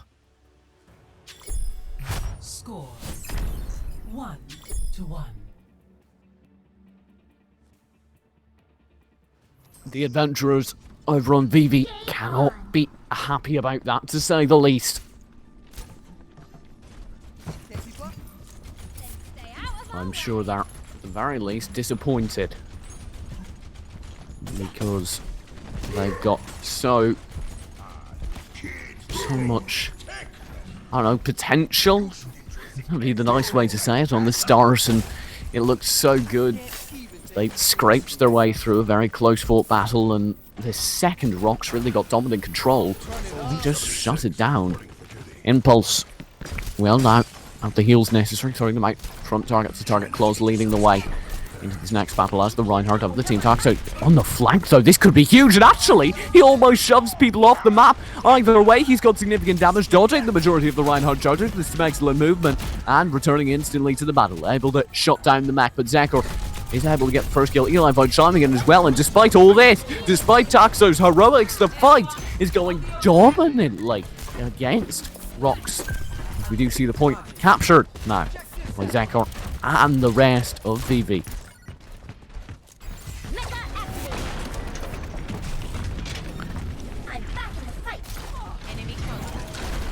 And there's the Farah of Henzu raining in the damage from above over the shield, and it's quite useful on this point with the high ceilings in this building. Henzu will throw out more and more damage. And there's the point, looking to be challenged from below. Eli Vote and Henzu both grab one impulse for pre-falling. Eli Vote still dominating, 2 kills to his name, almost a third. The boy will grab one. Sushi cleaning up the last on Claus. And it will be a very, very strong hold. 38-40% now. Dominantly in favour of VV's adventure. Nice Farah rocket. Still running in just for the zoning potential of that. You don't want to get hit by those any more than you can. So you play more passively, you play more slowly and cautiously, and that definitely costs you in the long run. But there is the self-destruct diving into the back lines. 2 self-destructs as the answer comes back. Neither of them's effective though. And 3 will grab Zekor as the only significant action there. Naylor now finally chipping in, able to shut down Lost Sushi. Freed and Taxo both hands. They're back on the point. Claus is trying to hold strong, and he will be extending all the way through as his team gets the kills, and he has the skills. That will be the point, flipping 75% in favour of VV, but Rocks have staked their claim, put their foot down and said no more. This is what happened last time. You had a solid push and a solid capture by VV, but Rocks wanted nothing to do with it.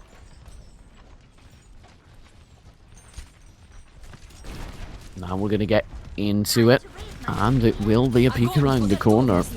There's the Graviton Surge on the point, chained in with Hanzu's barrage.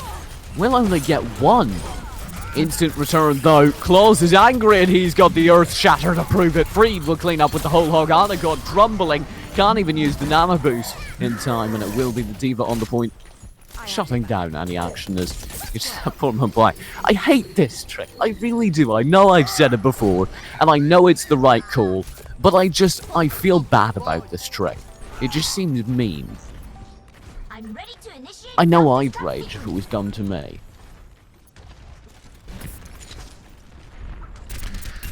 %50 now, and climbing like that. 60, dangerously close to that high watermark set earlier by VV. Rocks definitely establishing themselves as competent, and it will be at this point continuing as there's the nano boosted minister. Mumplight will be racing forward, but it's a sound barrier on the other side to answer back. Rocks will have some extra HP for the next few seconds, and Clocks is completely unaddressed. Claus in the back line, sure there's 1 kill already going the way. Freed will be shut down, self-destruct raining from the sky, won't get anything.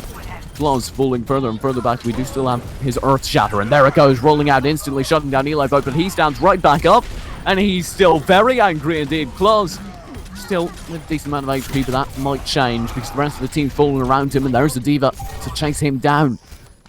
76% and now climbing. 93% was the grand total reached by Rox. Now Rox are unfortunately unable to get VV, or rather to hold VV off for any longer, but VV basically only need to win one team fight, and they do have the ultimates to do it. Full ultimate on their side. There's the sound barrier deployed, and the follow-up should come through in just a few moments. Overtime underway. There's a Graviton Surge. That's really the only thing they're going to get is MG. Freed is the only kill in favour. Back Toxic, only player on the point, but Freed's got two! This is still entirely possible. Naylor's doing a great job staying alive. There's the hull hook. It will be the ultimate on the point from Taxo to grab one, and Naylor's having a field day on the point, racking up damage against Mumbai. He's going to be able to force him out to the back. This could be huge. This could be the flip in the very last moment. Naylor has to fall all the way back, and she will be returning for Rox, dropping the heals, trying to force his way back onto the point as he's flanked from the back. He will be able to drop the speed and healing for his entire team, and that could be huge. Naylor now leaning in is much more likely to be able to open up the whole point now in overtime. There's the nano boost administered, but oh, Lullish, he's only got 19 HP. Sure nano boost, sure Earth Shatter, but none of it matters if you've been driven so very low on HP, and Naylor can indeed dip around the side, land an easy shot at him to finish it all off. Toxico on the point, cleaning up kill after kill, and somehow at 99% at a complete ultimate disadvantage, Rox push back, they fight back, and they make the scoreline 2-1. 2-1.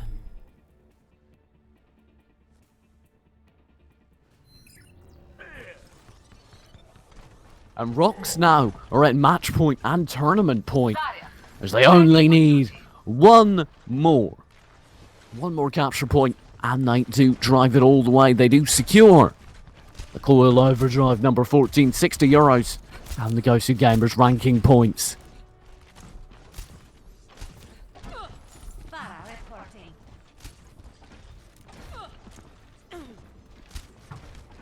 All systems checked out. Ready for combat maneuver. So, we'll be leading the action here. Trying to get in. Doesn't have anything just yet, and he will be able to do decent push damage, trying to shove people off if he can, but he's actually been trapped by a Reinhardt pinned against the back wall. I won't be too happy about that, and he's going to try and get in there. Freed does grab one. In the meantime, Lullish will be pressing further and further and further forward, just slaughtering opponent after opponent with this Reinhardt hammer. He's got his opposing Reinhardt in a bind too, and Claws goes down. VV Adventures, they look like they should have the advantage in this point fight, but somehow they're unable to capitalize. And indeed, it will be the point capture going the way of Toxo and the rest of Rox as they return. There's the chain early. Actually, Toxo could have been ended poorly there, but he was able to recover, fly right back up, and end his mirror. His counterpart instantly. Mumbai has been focused in by so many players. He will go down. Toxo falling further and further back. Will begin to focus in now on this Reinhardt shield, breaking it down and slaughtering it. It will be Zeko. Pushed back and gone as well. This is insane. This is Rox now. Nearing the tournament, nearing everything going their way. All they need is one or two more kills. Impulse actually had a decent shot on Naylor to go and drop a few bits of healing, and he actually got blocked by Tarko. But sad. Slink Dart hits nothing. Nano Boost is available. There it is, dropped at the same time. You do have the wonderful use of Earth Shatter. It will be a very, very aggressive push by Close to go ahead and try and shut down Mumbai. In the meantime, Naylor, huge plays with the barrage, gets two. Freed grabs two of his own, and just like that, it's all down to just two players remaining. They're both going to have to fall off over there on BV Adventures. And it's basically one team fight left to keep Rox from the tournament. One team fight is all that separates Rox from walking away with the entire prize pool. And, of course, Those Ghost Gamers rankings points. That will be Toxo getting an early kill. That's not going to help. The self-destruct claims one. Naylor grabs another. Henzu's the only answer back. And this is looking like all the protests Eli Vote has are falling on deaf ears. Overtime triggered. Self-destruct. The last dying gasp of Woundlight. And he does actually manage to shut down Naylor with it. Henzu holding strong on the point. Zeker joining in as well, and maybe somehow this can turn around because now you've got a Reinhardt on the point too with the Earth Shatter that grabs two. Free will be shut down. Envy's blown off the map by the D.Va play. Free only gets one. There's the self-destruct waiting for this guy, but if it gets nothing, then this is suddenly an overtime that's winnable. Oh, Sushi will fall all the way past the point. In the meantime, Moonlight has been joined by the rest of his team. Lil Sushi did grab Toxo. Claws fell off the map, and the overtime flips 99%. 1% away from the tournament being over. Done in favor of Rocks, and it's flipped. 10% now in favor of VV.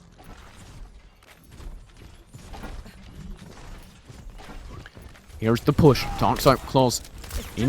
Freed, all going in together. Claws will be the opening salvo. No ultimates pretty much available on either side after that point. There will be, of course, a nano boost administered to Freed, but he's going to be slaughtered instantly by the nano boost on Low Sushi, who's having a field day over here. Naylor did grab Anagon, but Naylor went down very quickly indeed to the Roadhog hook, and it's 30% now in favor of VV. My ultimate is charging.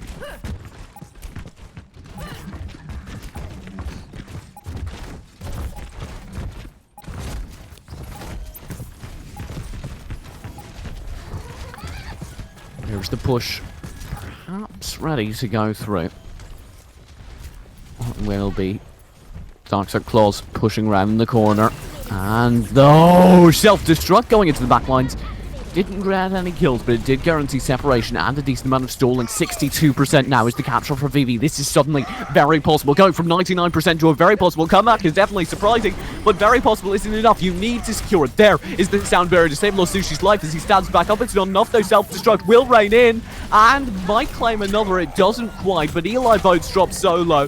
He's barely alive. 78% capture, now 80%, but all of that won't matter because Naylor's got two. My boys, the last remaining person to stand here on this point, and he too will fall.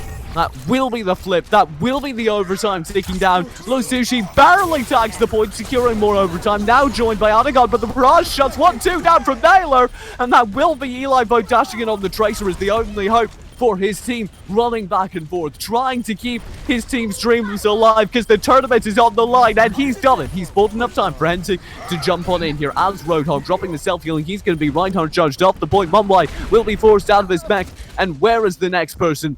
Nowhere, and that's the tournament in favor of Rocks. 2-0 in the grand finals by inches, by seconds, as they drive it all the way through. Coil Overdrive, weekly number 14, goes in favor of that amazing Rocks side.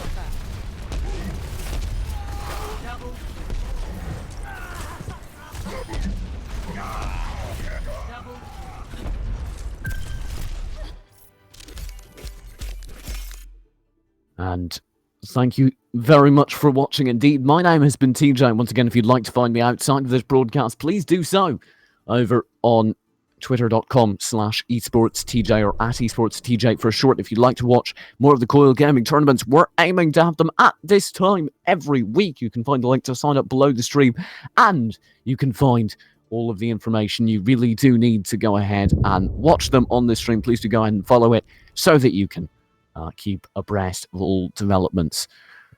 We will see you guys next week. I've been saying don't go anywhere all tournament long. Now go somewhere. Go to sleep in Europe because it's getting quite late there, I think. Good night. She used to be the second in command, backed her in a blonde Jack Morrison, and now she's here to help out all her friends.